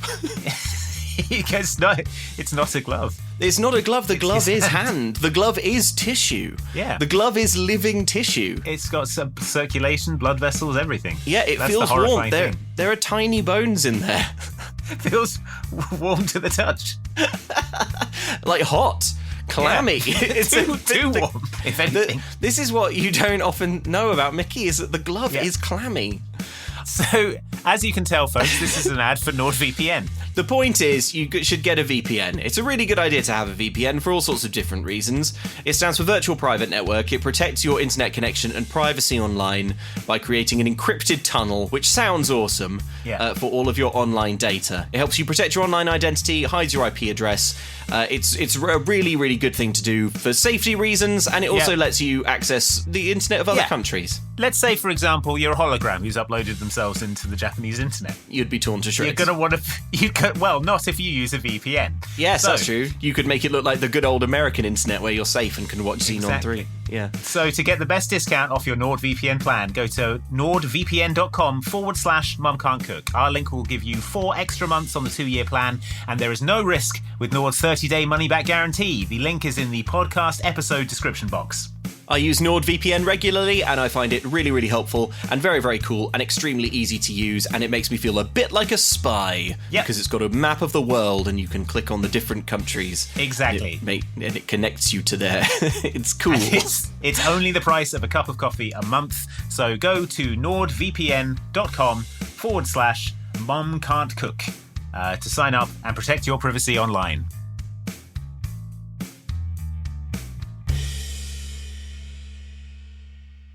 Zenon and Dasher head to Big Bang Burgers. There is a call coming in from popular character Nebula. Now Raven is in Maui still, but it's snowing. Yeah. A frozen coconut lands next to Raven. This looks so bad. It's not even the soap snow that we're always like ragging on in decom. Yeah. It's like They've taken the green screen Maui background and they've sort of like put a 70% opacity grey filter over it to make it look snowy. Yeah, and it's going like and Raven's shivering, doing cartoonish shivering and going, whoa, it's cold here in Maui. Yeah, so the weather's all messed up. On Earth, we see some rain. Plank is getting stormed up. Judy is trying to zap pad Zenon. Plank can't find Dasher. They're frantic. The Flash News is reporting that everyone's having trouble getting through to the moon, says Plank. Yeah, so Judy shouts, what if something bad happened to her too? Two? Did they already lose a foster kid off screen?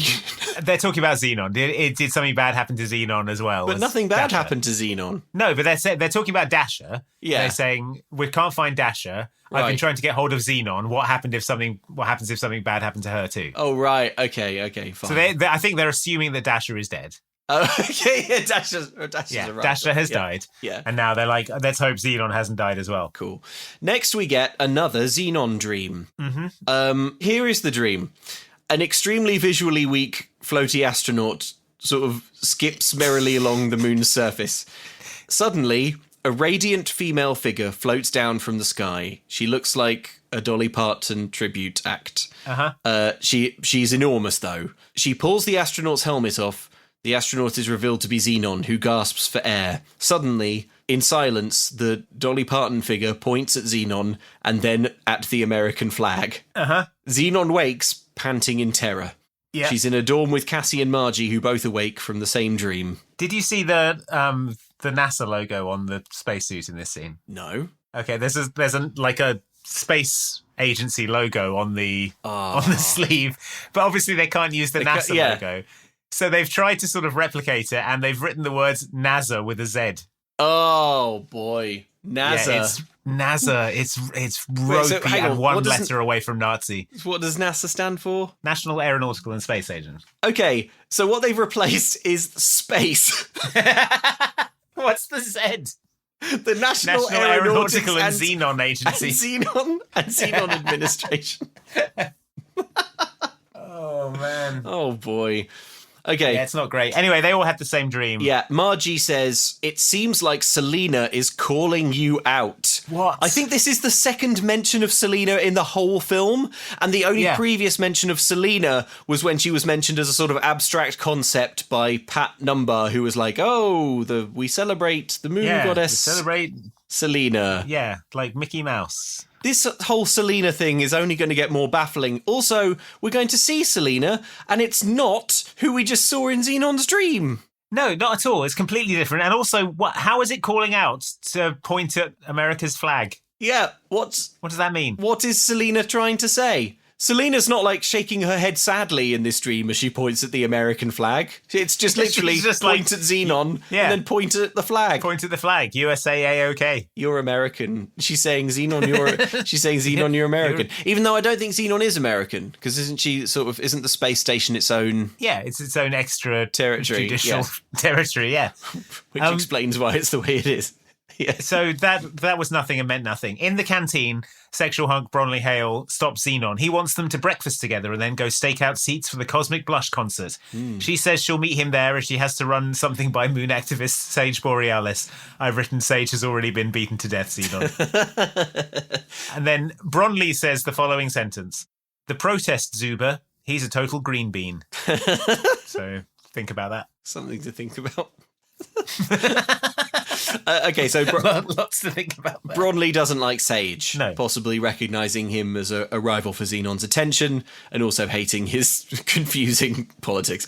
We see a montage of extreme weather events that are occurring on Earth. There are monsoons and droughts and storms. Also, the news report tells us and has footage of cows being lifted into the sky by an unknown force for 30 minutes. Yep. The newsreaders say, if you ask me, there has to be an easier way to make a milkshake, even though if cows floated for 30 minutes and no one knew why, everyone would lose their minds. And also, I don't know why this is happening, kind of borne out by what happens later in the film. Yeah. Oh, it's so stupid. This really powerfully doesn't make sense. Yeah. Really, really. Like the weather stuff is like ties into the plot, but then it's like no. And also there are cows levitating. That's fun, isn't it? Oh God. Okay. We'll come back to it when all is revealed. So Zenon finally manages to get a call through to Planck. Lets him know that Dasher is with her and is safe. But Planck is feeling so terrible about the dog misunderstanding that he and Judy resolve to come and find her. But never mind that, because Protozoa is here. Oi, oi, suddenly, oi! He shouts. Oi, oi, oi, look who it is. It's Protozoa, who is uninvited and not on the bill. Yeah, so Protozoa walks into Moonstock. If you can walk into Moonstock and yell oi oi oi loudly and not get mobbed, then you are not famous enough to play Moonstock, surely. That should be the litmus test. So Zenon runs over and hugs her old friend. I didn't know you were on the bill, she says. And then some girls run over and Protozoa's like, bloody hell, here we go. Yeah, a crowd run towards him, but then past him to the arriving Cosmic Blush. This would never have happened to Philip Reese Chowdhury, I've written in my notes. No way. Yeah, that's in the script, Protozoa is still cool and popular, but unfortunately when they filmed it, none of the extras would do it even for money. Even for money. They get we running. will pay you to run and mob Protozoa. Yeah. Sorry. No, they've all run. Sorry, I know what I'm supposed to do, but every time I try, I find myself running past him to anything There's sort of else. Magnetic repulsion from this. This actor. Protozoa says that his robot agent thinks he's too old. Zenon says, "Oh, you're not old until you're like 30. Protozoa's face falls. "I'm 31, he lies. "Oh, Zenon, am I truly yesterday's news?" he says. "Vega Omega," says Zenon. "Of course not." But as they walk past, one teen says, "Hey, that's Protozoa," and another teen says, "Who's Protozoa?" And Protozoa looks crestfallen. Protozoa's beside himself. He has to reinvent himself, and he's going to start by begging Numbar to let him play this festival. By begging pathetically to be allowed to play Moonstock. To play his old songs at Moonstock. To play his old songs for 100... how Bowie used to reinvent himself by begging Michael Eavis to let him play his old songs at Glastonbury. So we cut to Protozoa sort of whining at Pat. He's going, "But I was the first rock star to play in outer space," but in a way that sounds less British than I just did it. Pat is unmoved. He says this event is all about reaching into the future. He's not really listening, and he's not interested in Zenon or Protozoa. He walks up to a keypad on a door and keys in a code. The keypad very visibly bends because it's one sheet of thin plastic, not separate buttons. Like, I wouldn't honestly, I wouldn't call that out if it wasn't really, really visibly poor.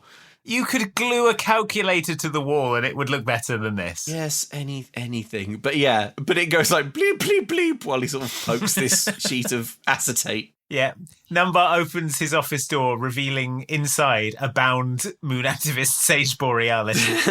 He looks panicky and then says, "You're in," and closes the door. Yeah, he doesn't care. He just wants the conversation over so he can go and torture and kill Sage Borealis. Cut Sage Borealis' ear off. We cut to Protozoa's promised concert. Protozoa is playing to the crowd. The teens all look unimpressed. Yeah. Mortifyingly, Zenon and her friends on the front row stand up and start dancing, but no one else is. It's a sort of pity dance. He's doing their song, "The Galaxy Is Ours," but the crowd is totally silent and unmoving. In the wings, however, the lead singer of Cosmic Blush pokes her head around the corner and everyone goes nuts. They all lose their Protozoa minds. thinks it's for him, but then he sees what's going on, looks sad, and stops the gig mid-song and stops the gig because he's sad. And so he sort of shuffles off stage. Cosmic Blush come on. The note I have is that their song kicks ass. Oh, okay. I thought their song was catchy. The note I have is their song isn't very good. So let's hear some of it then, and people can decide for themselves.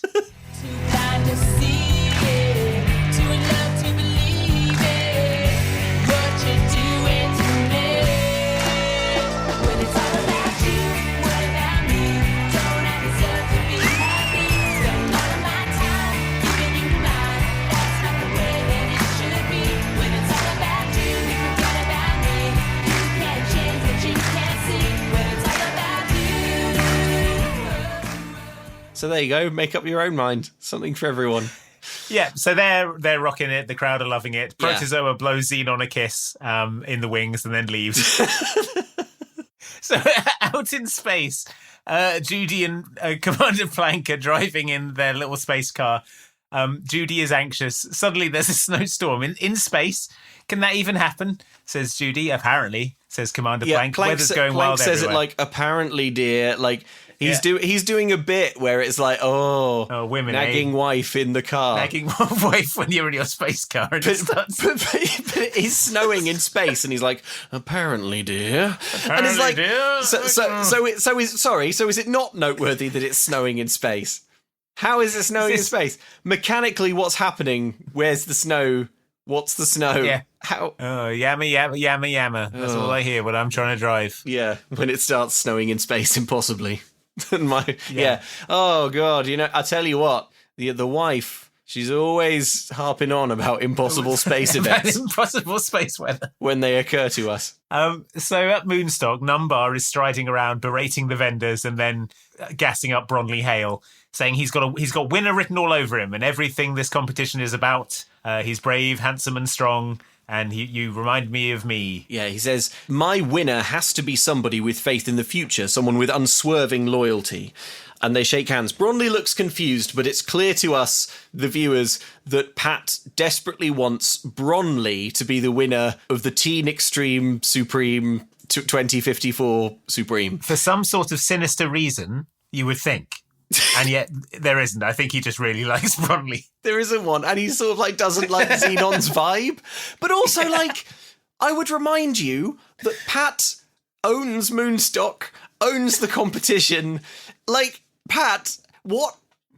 Why did you have a competition? Why didn't you just name Bronley Hale the galaxy's most sexual teen? Yeah, or like if you don't like Zenon, why don't you just stop the contest or like kick her out? But instead, what Pat does, despite being in charge of literally everything, we cut to him scaling a ladder by a bouldering wall. We see him look around furtively to check no one is watching, even though this is his moon base that he owns, and he came up with everything that's involved here. And like, yeah, if anyone is watching, there are his employees who you can tell to not look at him. We see him unscrewing a handhold from this climbing wall, and he puts it somewhere else. Yeah, he moves it higher up the wall. He moves it a little bit higher up the wall. We cut to the girls getting ready for Challenge 2. Yeah. So, Challenge 1, race in a spaceship from the Earth to the Moon. Challenge 2, climbing wall. The ambition of this contest has diminished somewhat from a breakneck race to the moon to a life or death race. Some bouldering. They're like they boulder like one story up and then come down again.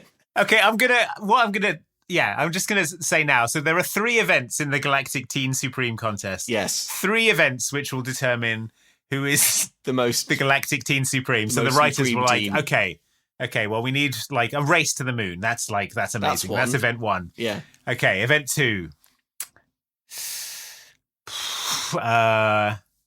Rock climbing, space rocks are a thing. So rock climbing. Rock climbing will do, but I'm more focused on event 3. What's event 3 going to be? It's got for the big finish. It's got to be It's okay. It's okay if event 2 is a bit of a damp squib because as long as events 1 and 3 are dynamite. Well, what I've got in the script at the moment is that we just don't do event 3. Oh, that's clever.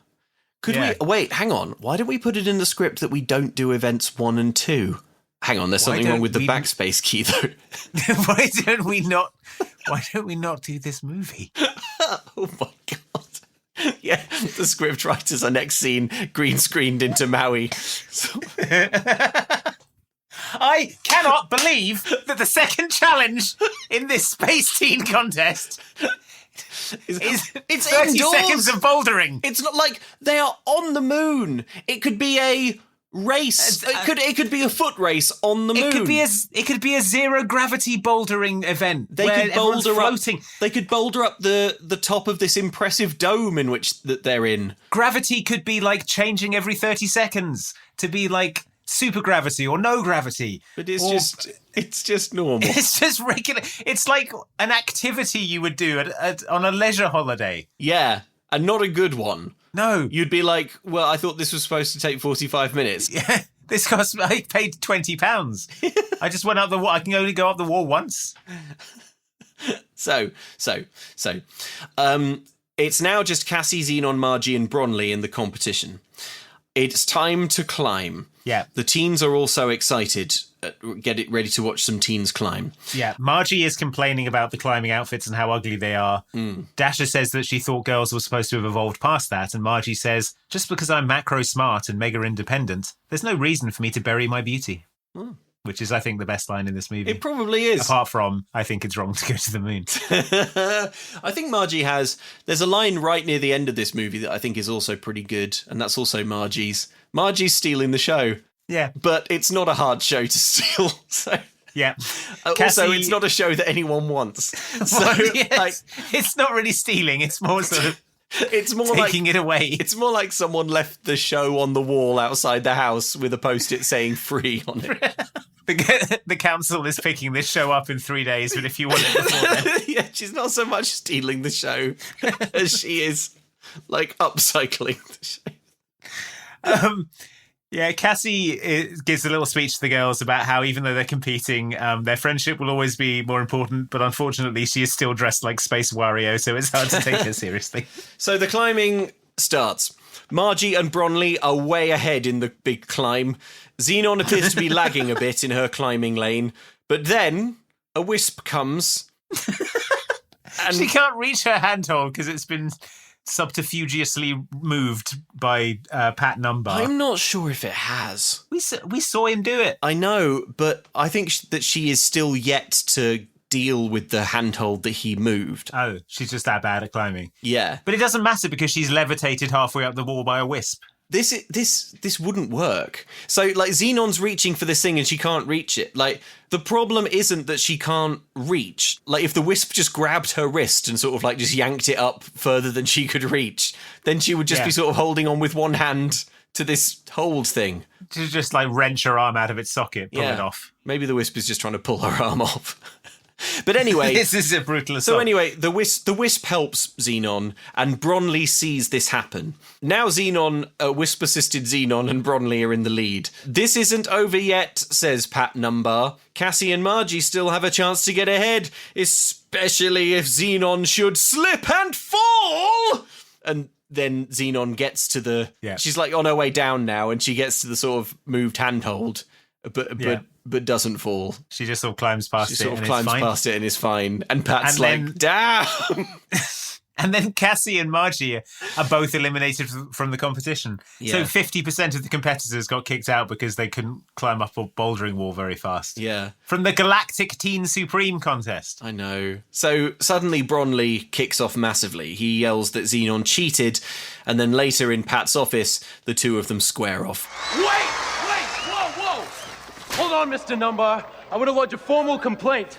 There's no way this race can count because Zenon Carr cheated. I didn't do anything. Look, Zenon, I know what I saw. Maybe it's because for the first time in your life, you're not a shoe-in slam dunk. You can cheat all you want, but it's still going to be me who wins. Really? Then why are you trying so hard to get me eliminated? Kind of stinks to be unfairly judged, doesn't it? Enough. If I want your opinion, I will ask for it. No one in the audience saw anything unusual, and lacking tangible proof of misconduct, I can only accept the results as they stand. Margie, Cassie, you've been fine competitors. Congratulations on making it thus far. And you, Miss Carr, I'll be watching you closely. I can't imagine how awfully embarrassing it would be to be exposed as a cheater on the intergalactic flat screen. Okay, what is... Why is Sage here? What? Okay, I have two... I have the following questions about Pat Number. Number one, this was the perfect opportunity to boot Zenon out. She was publicly accused of cheating. If he doesn't like Zenon's vibe and wants Bronley to win, why isn't he just like, oh, Zenon, no cheaters allowed in the Teen Supreme, you're out. But instead he's like, well, damn, there's no photographic proof of a wisp or whatever. I guess he'll have to be in the top two. Question 2. Pat Number has a hated rival, Sage Borealis, who doesn't think it's right for people to be on a moon. And what Pat Number has done with Sage Borealis, his hated rival, is let him just be in his office all the time.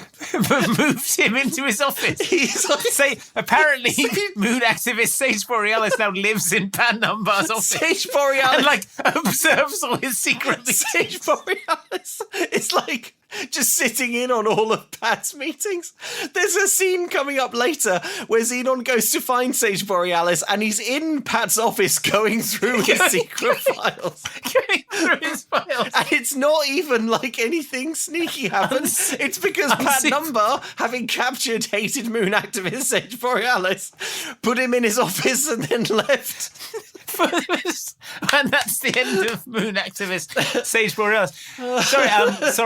Sorry, guys. I know we've got this meeting, but moon activist Sage Borealis will be sitting in. Yeah, I hope that's all right. I hope that's all right while we discuss our secret plans to colonize the moon. Oh my god! I don't know. It seems like it would be bad. Well, he's in my office now. So. He's in my office now. He's here while I sort of threaten him ambiguously and stuff. Yeah, I sort of like torture him a bit when I've got nothing else on. Is there a cupboard or a bathroom that he could be in instead of like in your office with?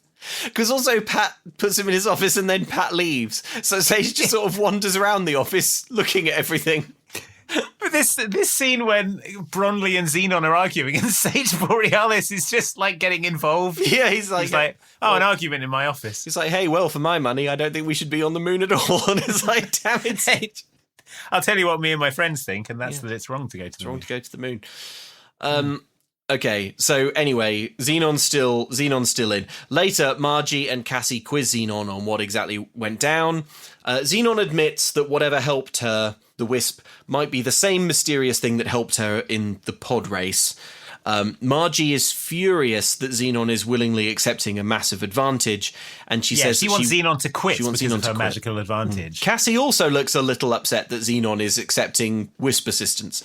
But Zenon says, well, winning is what I do. It's what I've always done, and it's what people expect from me. And Cassie says, we also expect you to do it fairly. And Margie says, I think somebody needs some time alone to get her values straight. Yeah, so they leave. Zenon is complaining. Worth noting, this is coming from Margie, who spent the last movie threatening Zenon's family with exile. That was like what she was doing all through Zenon the sequel. She was she was threatening to get Zenon's family thrown off the space station. And now she's you need to get your values. She's on a high horse. Yeah. So Zenon's complaining. She doesn't know what to do. Everyone's saying she's a cheater because she is. And that's her entire dilemma. Yeah. If it helps, I believe you, says Dasher, about all of it. You were right about Wyndham, the aliens. Why start lying now? Yeah. And then Zenon says, hey, did we just have a fable moment major or what? Mm-hmm. Don't know what that means. Fable. So she's off to find moon activist Sage Borealis. Sage is in his usual place, Numbar's office, on his own. He's just in there. Also, okay, so they go to break out Sage. Yeah. And they go into Pat's office. Dasher says, how do you know the access code? Yeah. And Zenon says, is this me we're talking about or what? Which isn't an answer. And I was momentarily annoyed, but then I remembered that in both Zenon and Zenon the sequel, there are scenes where Zenon impossibly solves. Like a mathematically... He impossibly guesses a code. Yeah, she's like, in the first one, it's like, oh, I've got to defuse this bomb and I don't know the password. Blip, blip, blip, blip. Oh, it's not that. Blip, blip, blip, blip, blip. Oh, that's it. And then, yes. And then in the second one, she has to guess a password to get something online and is like, blip, blip, blip. Well, that's it. It's not it.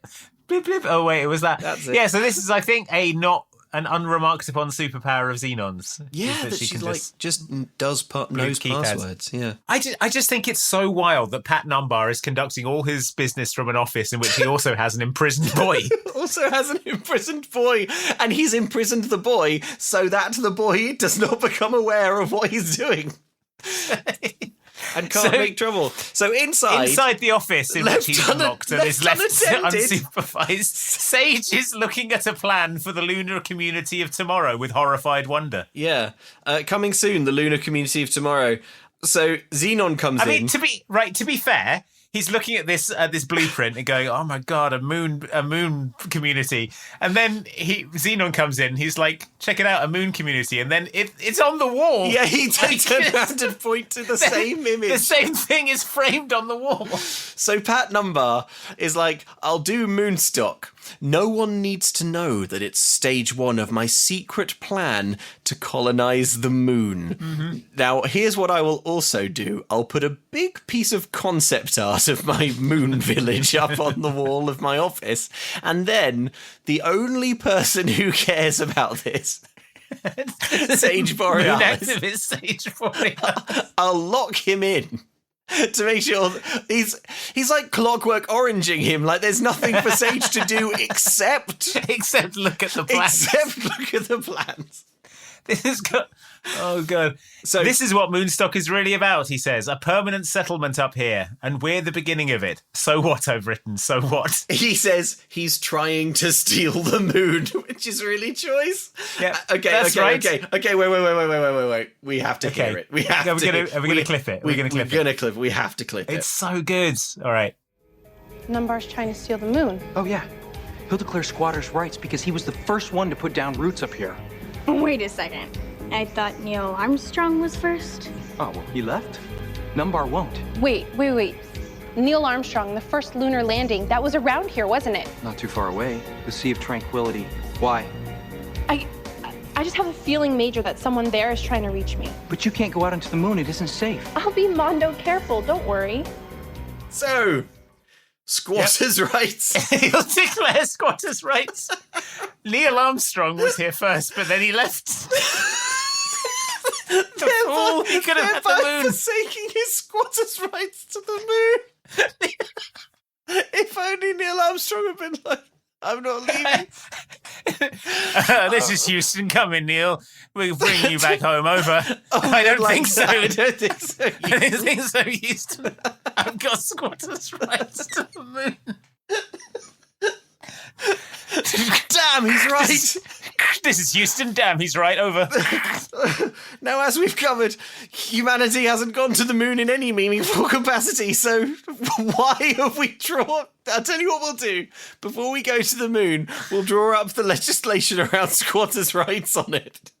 Step one. There is legislation around this. There's a 1967 Outer Space Treaty that says that no country has unique ownership of the moon. But squatters' rights is different. Squatters.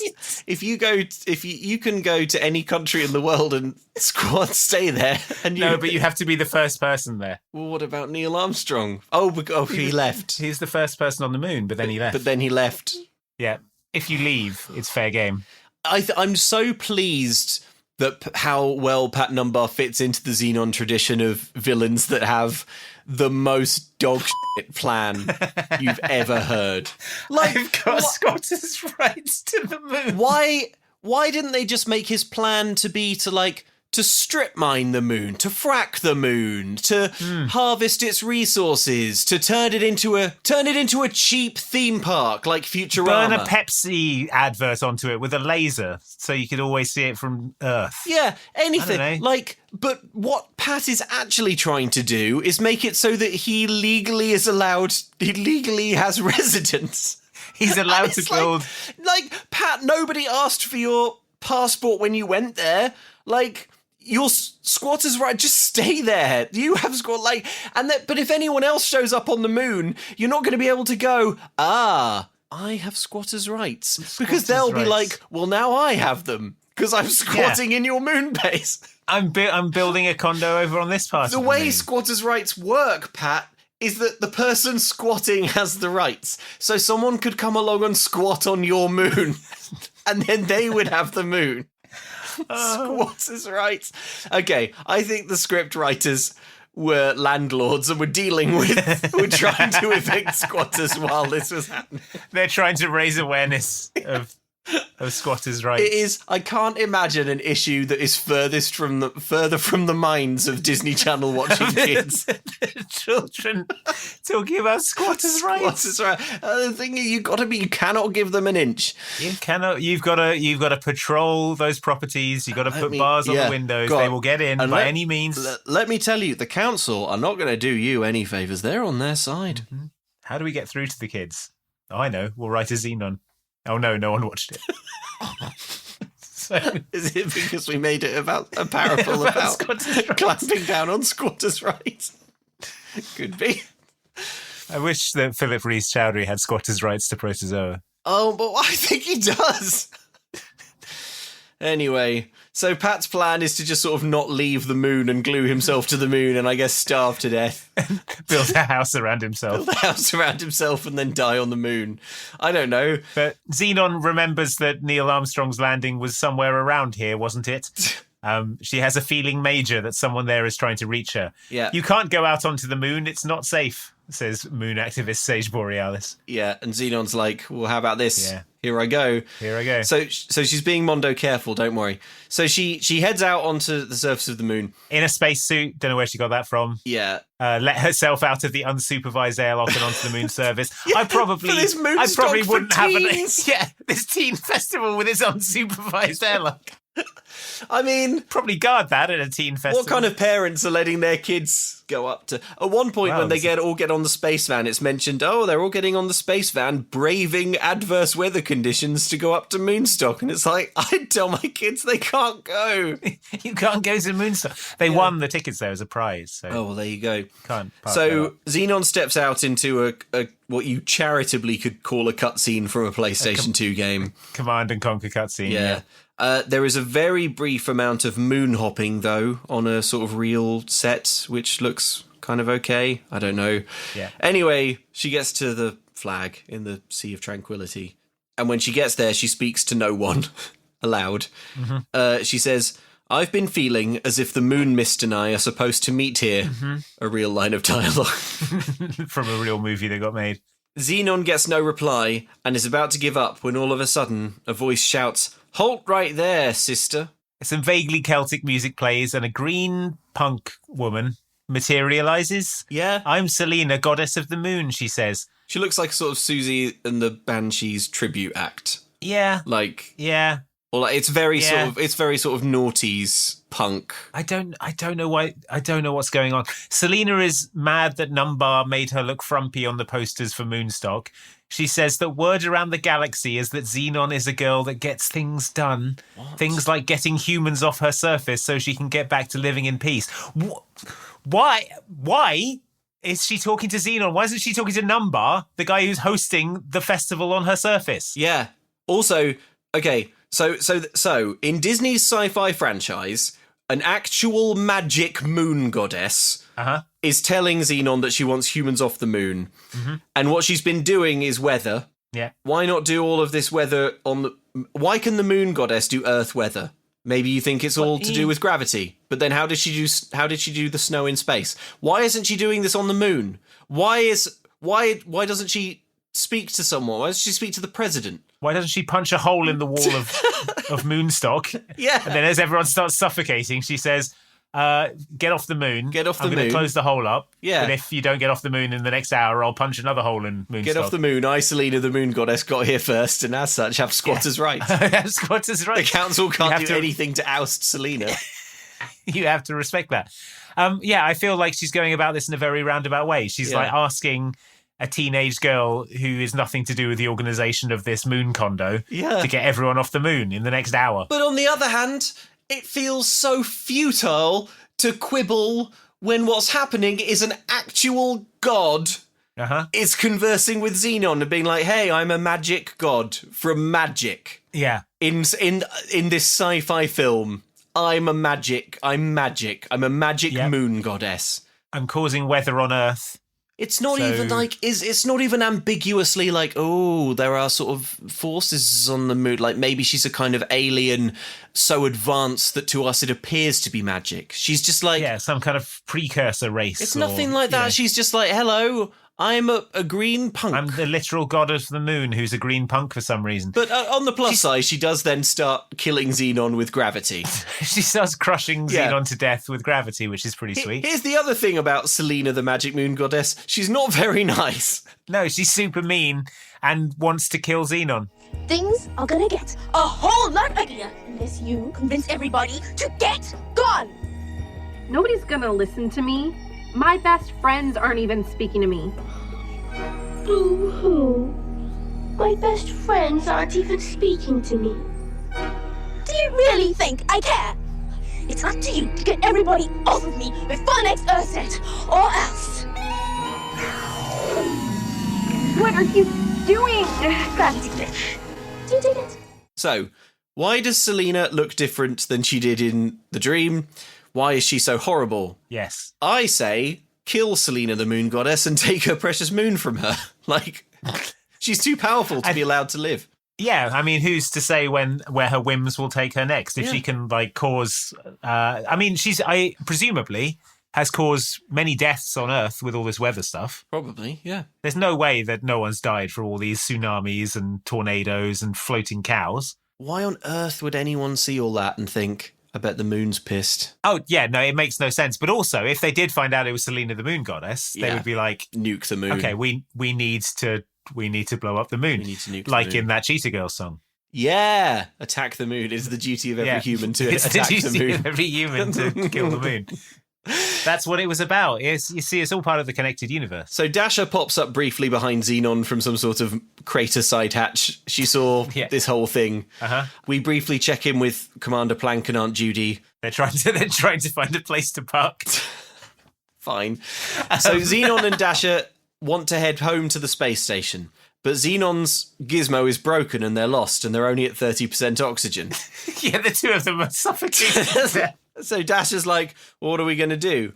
But then overhead, they see Plank and Judy's ship headed for the lunar sphere and decide to head in that direction. Yeah. Then we cut back to Plank and Judy. They're sort of losing control. I've never experienced anything like this in all my years of flying, says Plank. It's like we're caught in the grip of some gravitational pull. Yeah, you've never experienced being caught in the grip of gravity. You've never experienced being caught in gravitational pull. You experienced it when Zenon flew you to Earth. You experience it every time you fly to Earth. Yeah.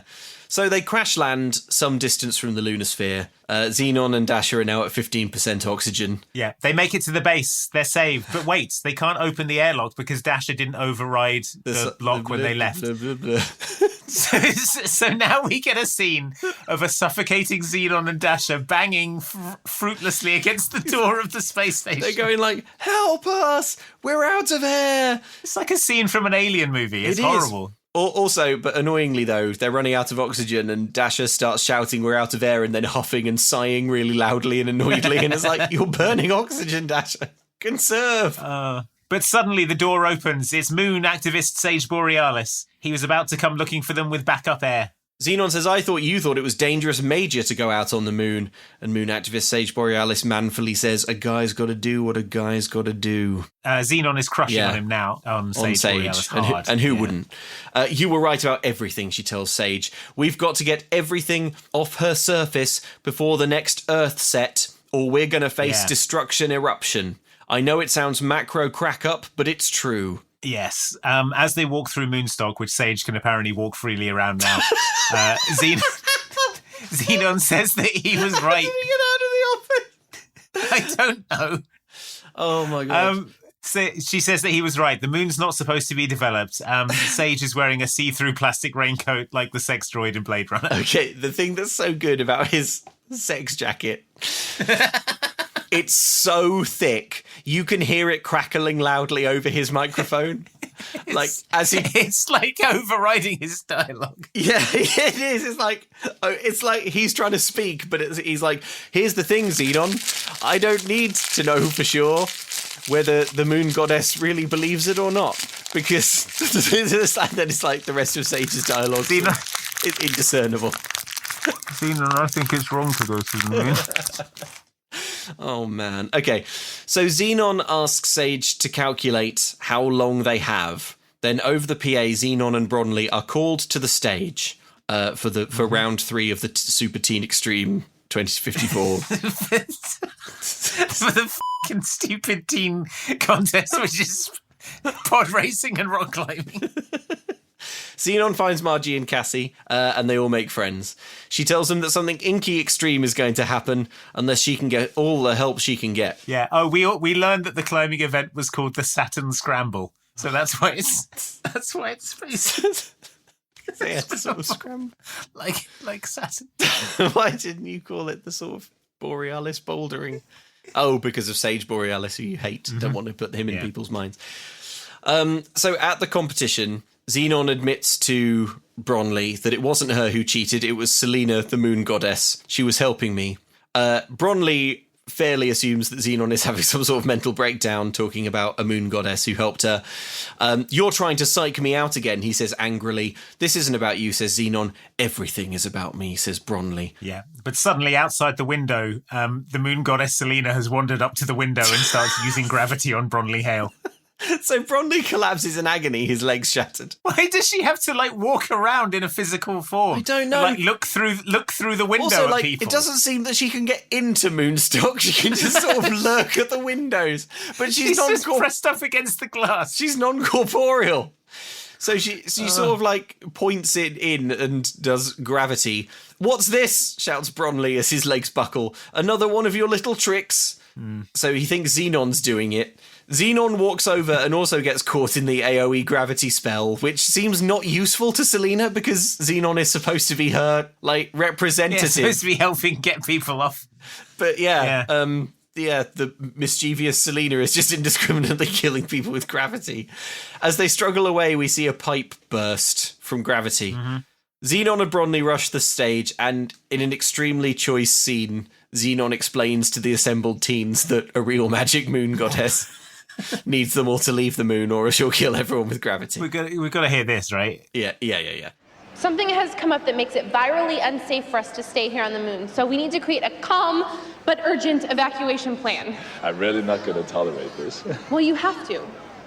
As inked out as it sounds, Selena the Moon Goddess has issued an eviction notice extreme. Oh, for heaven's sake, how do you come up with this stuff? Are you listening to this girl? She's living in Fantasyland.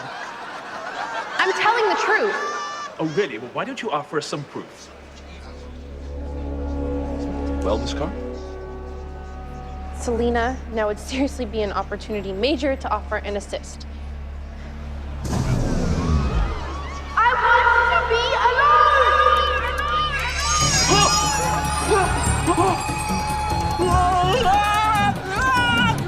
So what you heard there was Pat Numbar being levitated into the sky by the moon goddess Selena. He's being sort of flipped around. Now you have your proof, shouts Zenon. This isn't proof of a moon goddess, but fine. So Zenon starts putting into motion moon evacuation, but Bronley breaks the news that the shuttles are gone. Sage Borealis was afraid of this. They've gone to Earth to pick up the workers for the permanent settlement he's been planning all along. So they realise that they're stranded. Nobody strands Bronley Hale, shouts Bronley Hale. Yeah. And we see Selena outside again, just occasionally sort of hammering on the glass and effing up gravity. Yeah. Zenon and Dasher are sort of moving quickly to evacuate, but then they discover Protozoa eating a catering-sized tub of ice cream in a doorway, in case you were worried things were getting too exciting. Yeah. So Zenon tells Protozoa to snap out of it and help us. Protozoa, in response, just grabs a fistful of ice cream. Mm-hmm. He's obviously depressed because he believes his career is over. Zenon has an idea, though, and says, please tell me that you came here in your usual customary style. Yeah. The galaxy's hugest, most luxurious touring vehicle, the Wonder Bus, says Protozoa. So we were told that there were 350 kids going up to this thing. There's got to be a bunch of staff. They've got to be at least, what would you say, 100 staff running this event? 100 staff is conservative, but let's go with that, sure. So that's 450 people. Yeah, so Protozoa's bus can fit at least 450 people. Protozoa's bus can comfortably fit. And can still fly and feed. So 350 people. 450 people. Oh, yeah, 450 people. Yeah. So we see this thing coming into land. It is indeed very large. He sort of hits a beeper and it, I guess, automatically comes in and lands, even though no other spaceships do this in Zenon. She tells Protozoa that he'll be a Mondo hero for this, and Zenon starts grabbing teens to evac them on Protozoa's suspiciously large tour bus. Yeah, Numbar is still stuck to the ceiling. Moon activist Sage Borealis starts filming him with a camera, and he says, is it your intent to use Moonstock to establish squatters' rights and steal the moon?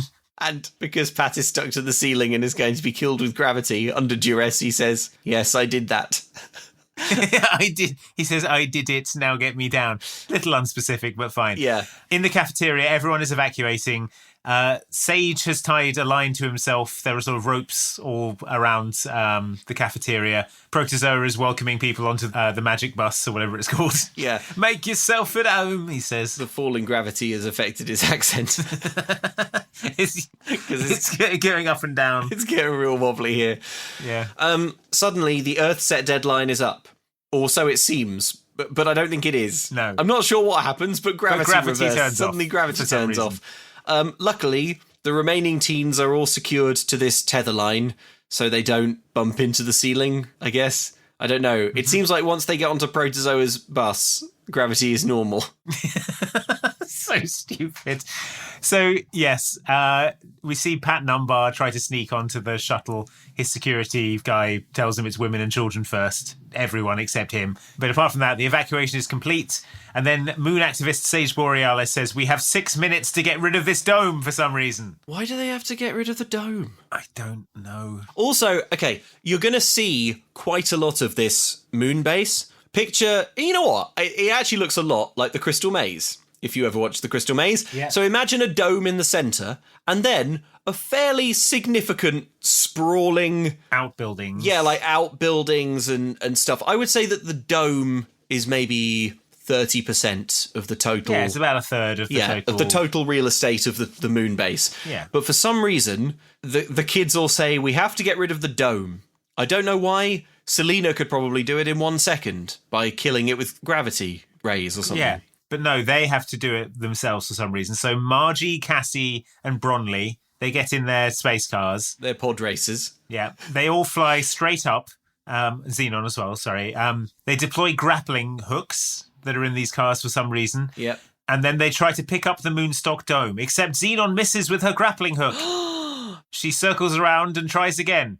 It works this time. So she didn't do anything differently. Just worked this time. This time it worked. And when we say worked, we see it sort of in cutscene. I can't stress how bad this all looks. It's awful. It's like an Edutainment 1997 CD-ROM. Like unshaded, untextured CGI it's from awful. the 90s. In 2004. It's too bad for 2004. It is unacceptable. Again, Jurassic Park came out in 1993. So yeah. And, you know, they don't have Jurassic Park money. But it wouldn't cost Jurassic Park money 11 years later. If the amount of money that you have means that you can only make it look like this, don't do this. Don't do it. Don't do it. It's not good enough. So anyway, they lift up the dome. It's not budging though. But then all of a sudden, Commander Plank and Judy fly in on their pod racer. They repaired it just in time. Help us lift this thing, Daddy, says Dasher. Daddy, I like that, says Plank weirdly. And then the extra lifting power of her dad's car helps them lift the dome and carry it off. So the dome is sort of lifted up. The kids all drop their hooks and the dome floats up. There are still absolutely loads of buildings on the surface of the moon. Also, it very much seems like the dome would still be affected by the moon's gravity because they only... Well, no, it's going to float off and enter the Earth's atmosphere and crush a school somewhere. So. Vega Omega, look at that, says Zenon or someone. I'm not sure. They look down at the surface of the moon and see an enormous swirling green vortex of literal magic that makes bagpipe sounds, is swirling and sucks up every remaining structure on the moon. Does it? Because I thought that's what it was supposed to do, but then it sort of doesn't really do that. It looks like a lot of the buildings are still there and the magic flies around a bit. Oh, they forgot to keyframe down the opacity of the buildings. I think they're still there. Oh, boy. Yeah, Selena waves and sort of some Celtic music plays. Yeah. Zenon waves back as if to say, farewell, Selena, the moon goddess, you make sense. Yeah, as if to say, I think it's wrong to go to the moon. I've learned now that it's wrong to go to the moon. Yeah. Raven phones in once again from the Burbank studio commissary to say a few words of encouragement. Oh my God. And then Raven says, by the way, Zenon, exactly when were you planning on scooping me about your Sage crush, Major? How does Raven know about Sage Borealis? About moon activist Sage Borealis. I guess she read the script. I'm not sure. Know. But anyway, Zenon's in the pod racer with Sage, so this is sort of kind of mildly embarrassing. Yeah. Sage and Zenon exchange quizzical looks. They all fly back to Earth. I've written, this is taking ages. And yet, nothing's happening. No. Back on Earth, there is some kind of concert. Margie says to Bronley, Zenon says that you were shallow and self-centered. These aren't qualities I have a problem with. I think this is the only other good line in the movie. That is good. Bronley's loving that. Judy says to Dasher, remember that we chose you. Don't doubt that we love you. Please don't leave the planet, etc. Here's a puppy. Yeah. Cosmic Blush start playing. It's weird that music in 2054 sounds like middle-of-the-road early 2000s pop. I've written Protozoa appears to have joined Cosmic Blush. Protozoa, he pops in. He pops in for a surprise duet It's like when Brendan Urie from Panic at the Disco was in that Taylor Swift song. He's sort of, as his star fades, he manages to sort of briefly reignite it by aligning himself with a more famous up-and-coming pop act. Yeah, this song sounds like a not as good version of Complicated by Avril Lavigne. Yeah. Protozoa is singing the song directly into Zenon's eyes again. It's weird. So they're doing like back-to-back soaring solos, Protozoa and whoever it is from Cosmic Blush. Why, it's such a shame that there's no Cosmic Blush lore at all. No, we never meet the band outside of their performances. They recorded 2 songs for this film, and yet I don't think we even get a single line of dialogue. We don't find out the name of the Cosmic I wanted Blush to see singer. like a scene with the singer and Protozoa interacting, and Protozoa getting all upset about how he's old and stuff. It's genuinely a shame, because one of the few things that Zenon has going for it is a weirdly deep lore of what pop music is like in the year 2054, and it's one of the few areas in which Zenon is sort of barely coherent. But it doesn't. We just have this song. It goes on for ages. I've written here, just end, Christ. But it's not. It's not going to end because Zenon and Sage Borealis have gone off together. Yeah, I've written this film has been ending for 45 minutes. Yeah, this film was ending from the moment pen was put to paper, I think. So Zenon and Sage are walking on the beach holding hands. Then Zenon's zap pad bleeps, and Sage throws up his hands in exasperation, like he's already exasperated with Zenon's active social life outside of him. Yeah. It's a weirdly toxic moment, because they've only been He's like, who's texting you? Let me see your phone. Yeah, exactly. It's like they've not known each other for very long. They've only just started holding hands and walking on the beach. This is kind of like the beginning of their first date. Zenon gets a text and he's like, ugh. Who is it? Are they talking about going to the moon? if they're talking about going to the moon, put me on. No, in fact, on the phone, it's Pat Number. He wasn't arrested or anything. No. Well, he didn't do anything. That's true. He didn't do anything. So that's why. Pat Number's greatest crime was moving around one handhold on a bouldering wall to try and disadvantage... In a contest that he organised.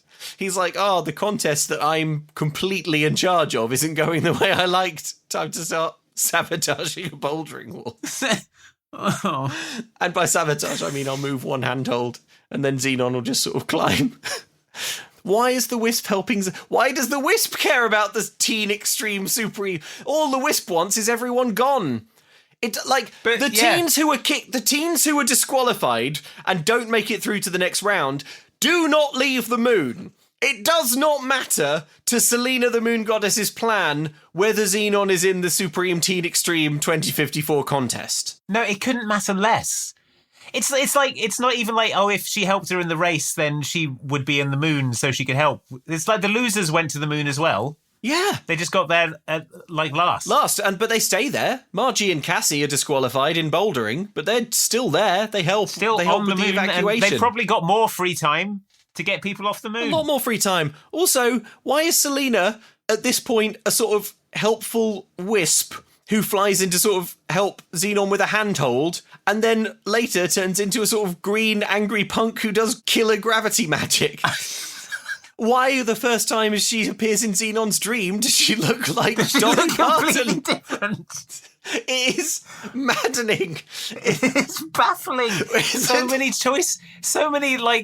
they chose the craziest possible option for every choice. It's like, I don't know. This film is only 80 minutes long. It's an hour and 20 minutes long, this film, and it's just packed. It's just wall-to-wall madness. It's total insanity from start to finish. So Pat Numbers, Nothing is anything. he says, you must be sore we never declared a winner. How about a brand new contest in a colony I'm planning to build here on Mars? So he's on Mars. Why are you on Mars? How did he get to Mars so quick? Wouldn't it take 3 years or whatever? I mean, I guess they can go a bit faster. Whatever, fine. Zenon counters, she says, if you thought Selena was hard to handle, let me point out to you that Mars is the god of war. And also gods are real. And also gods are real and we live at their whim. And they live on the planet that they're assigned. Yeah, Mars, the god of war, in Roman mythology, doesn't live on Mars. Mars, the planet, is called Mars after the Earth god of war.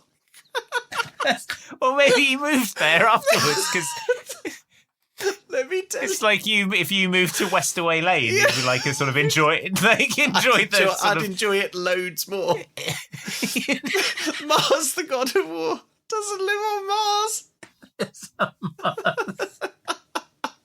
is so stupid.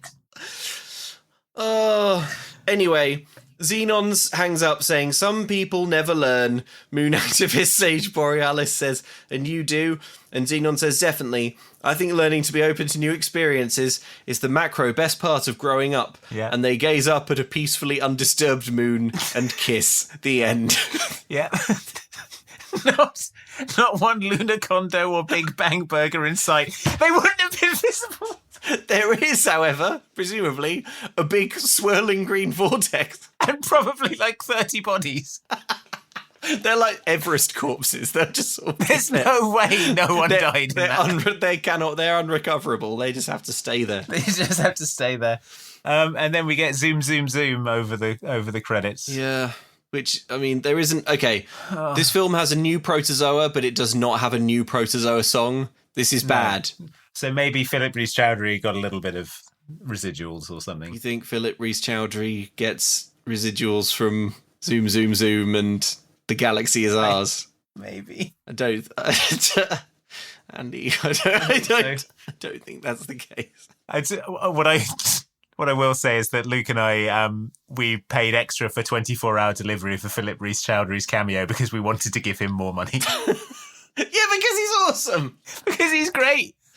So I hope he's also getting residuals for Zoom, Zoom, Zoom. I would love that to be the case.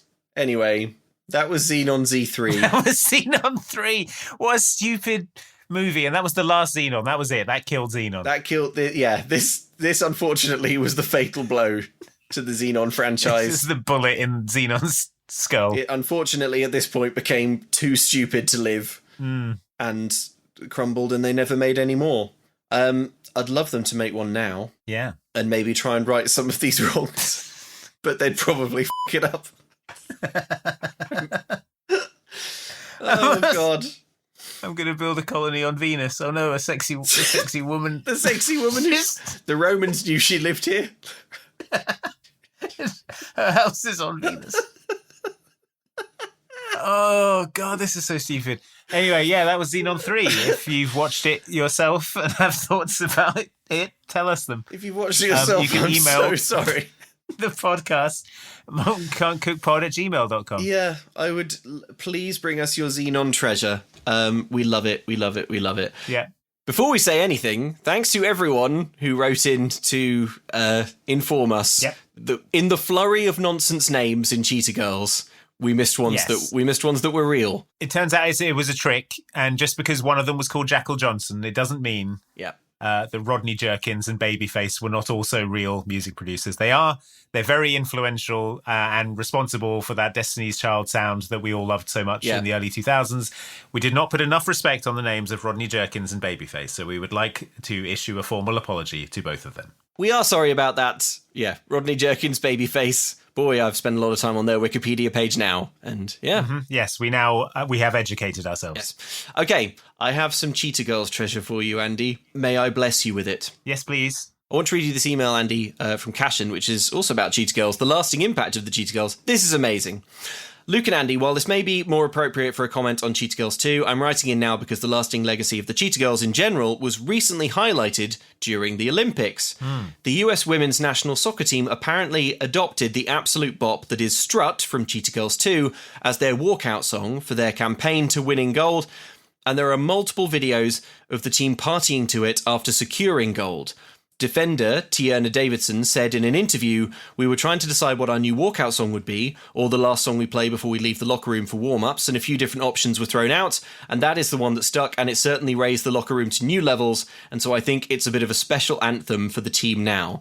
And here is a clip of the gold medal winning US women's national soccer team all singing some Cheetah Girls. 1, 2, 3, you gotta strut like you mean it.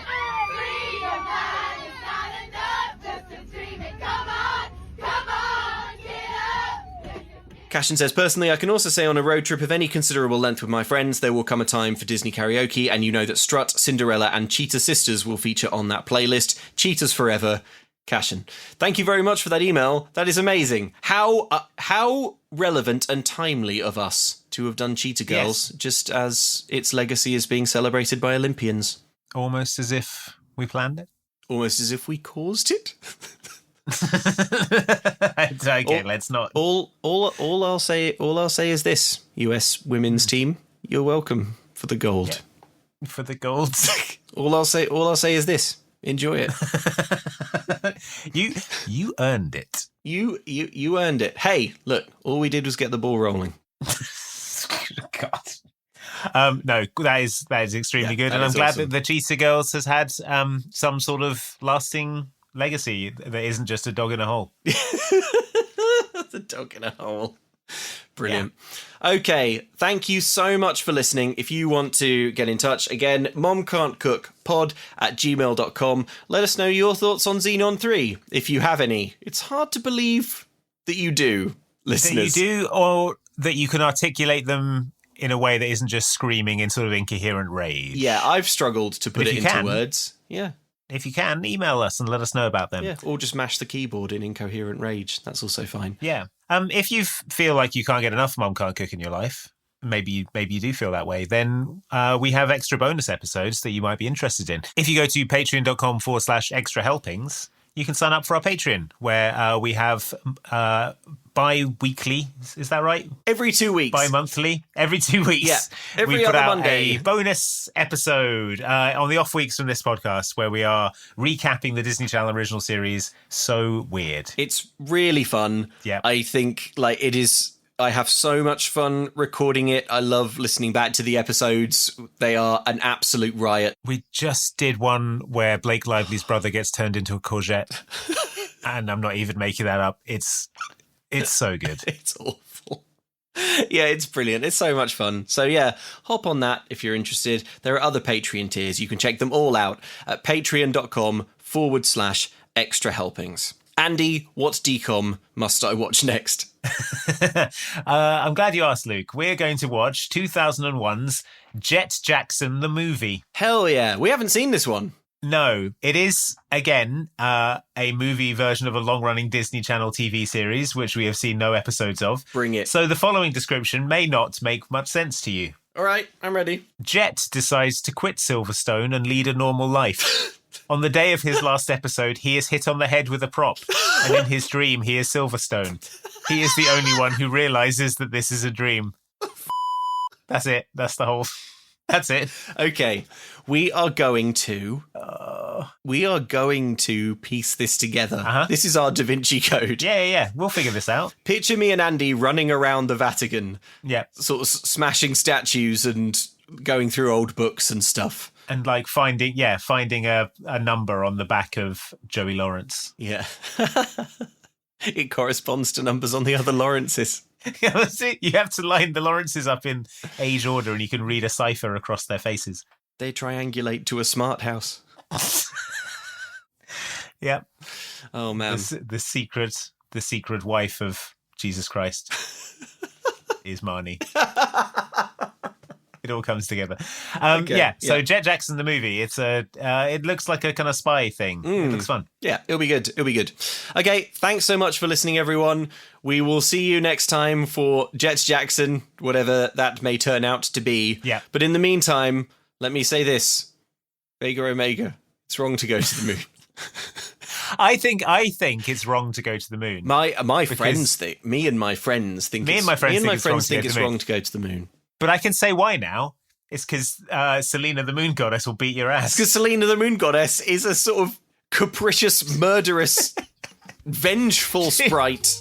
She's nuts, man. She'll kill you. Yeah. You just set foot on the moon, she'll kill you. And she'll just start killing people on Earth as well. Seems like overreach. All right, listeners, promise me you'll stay away from the moon. Promise me. Deal. Don't go to the moon. Just don't go to the moon.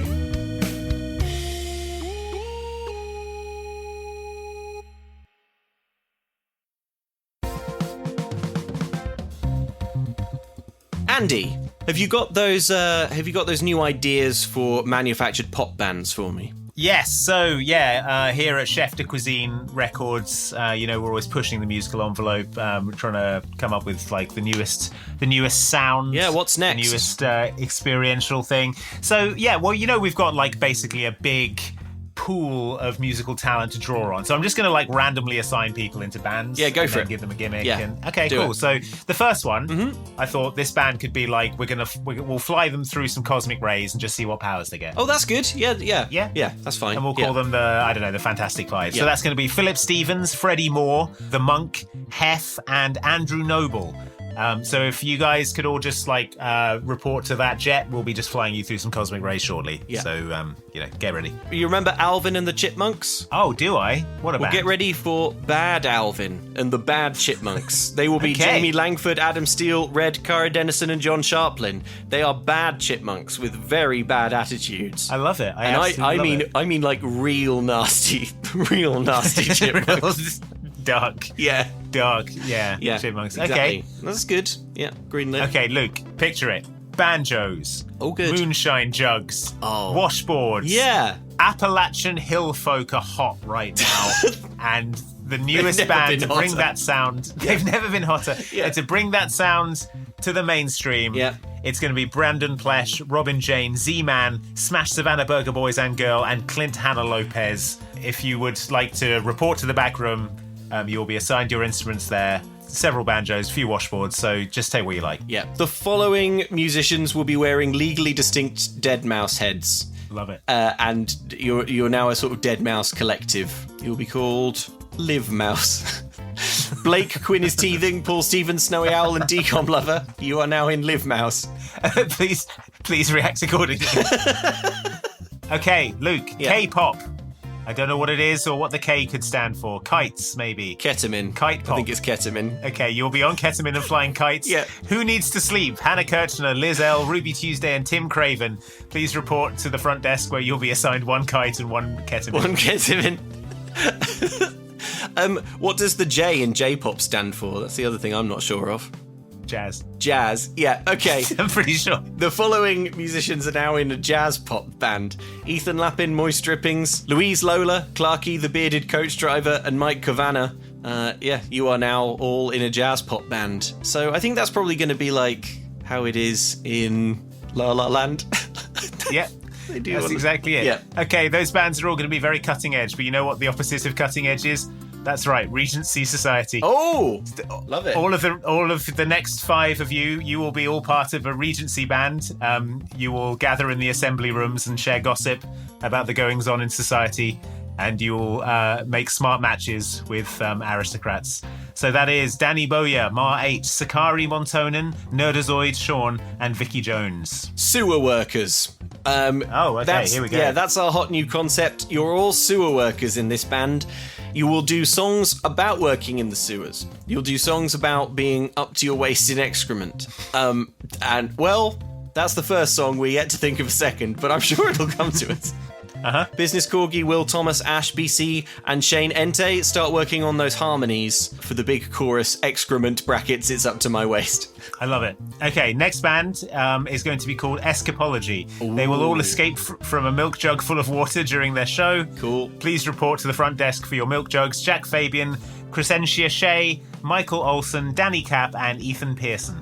Oh, that's very good. But is it as good as Battle Royale brackets but with music? Oh. Every single gig, only one of the following will survive. Wow. Andy Meany, Julian Rundlet, do the chimp films.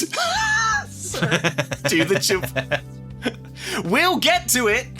We'll get to a chimp film. Courtney Rail and Michael McAlker, you're all in a sort of Battle Royale band now, right? There can only be one band member. Yeah. It's NSYNC, basically. Kaiju are hot right now.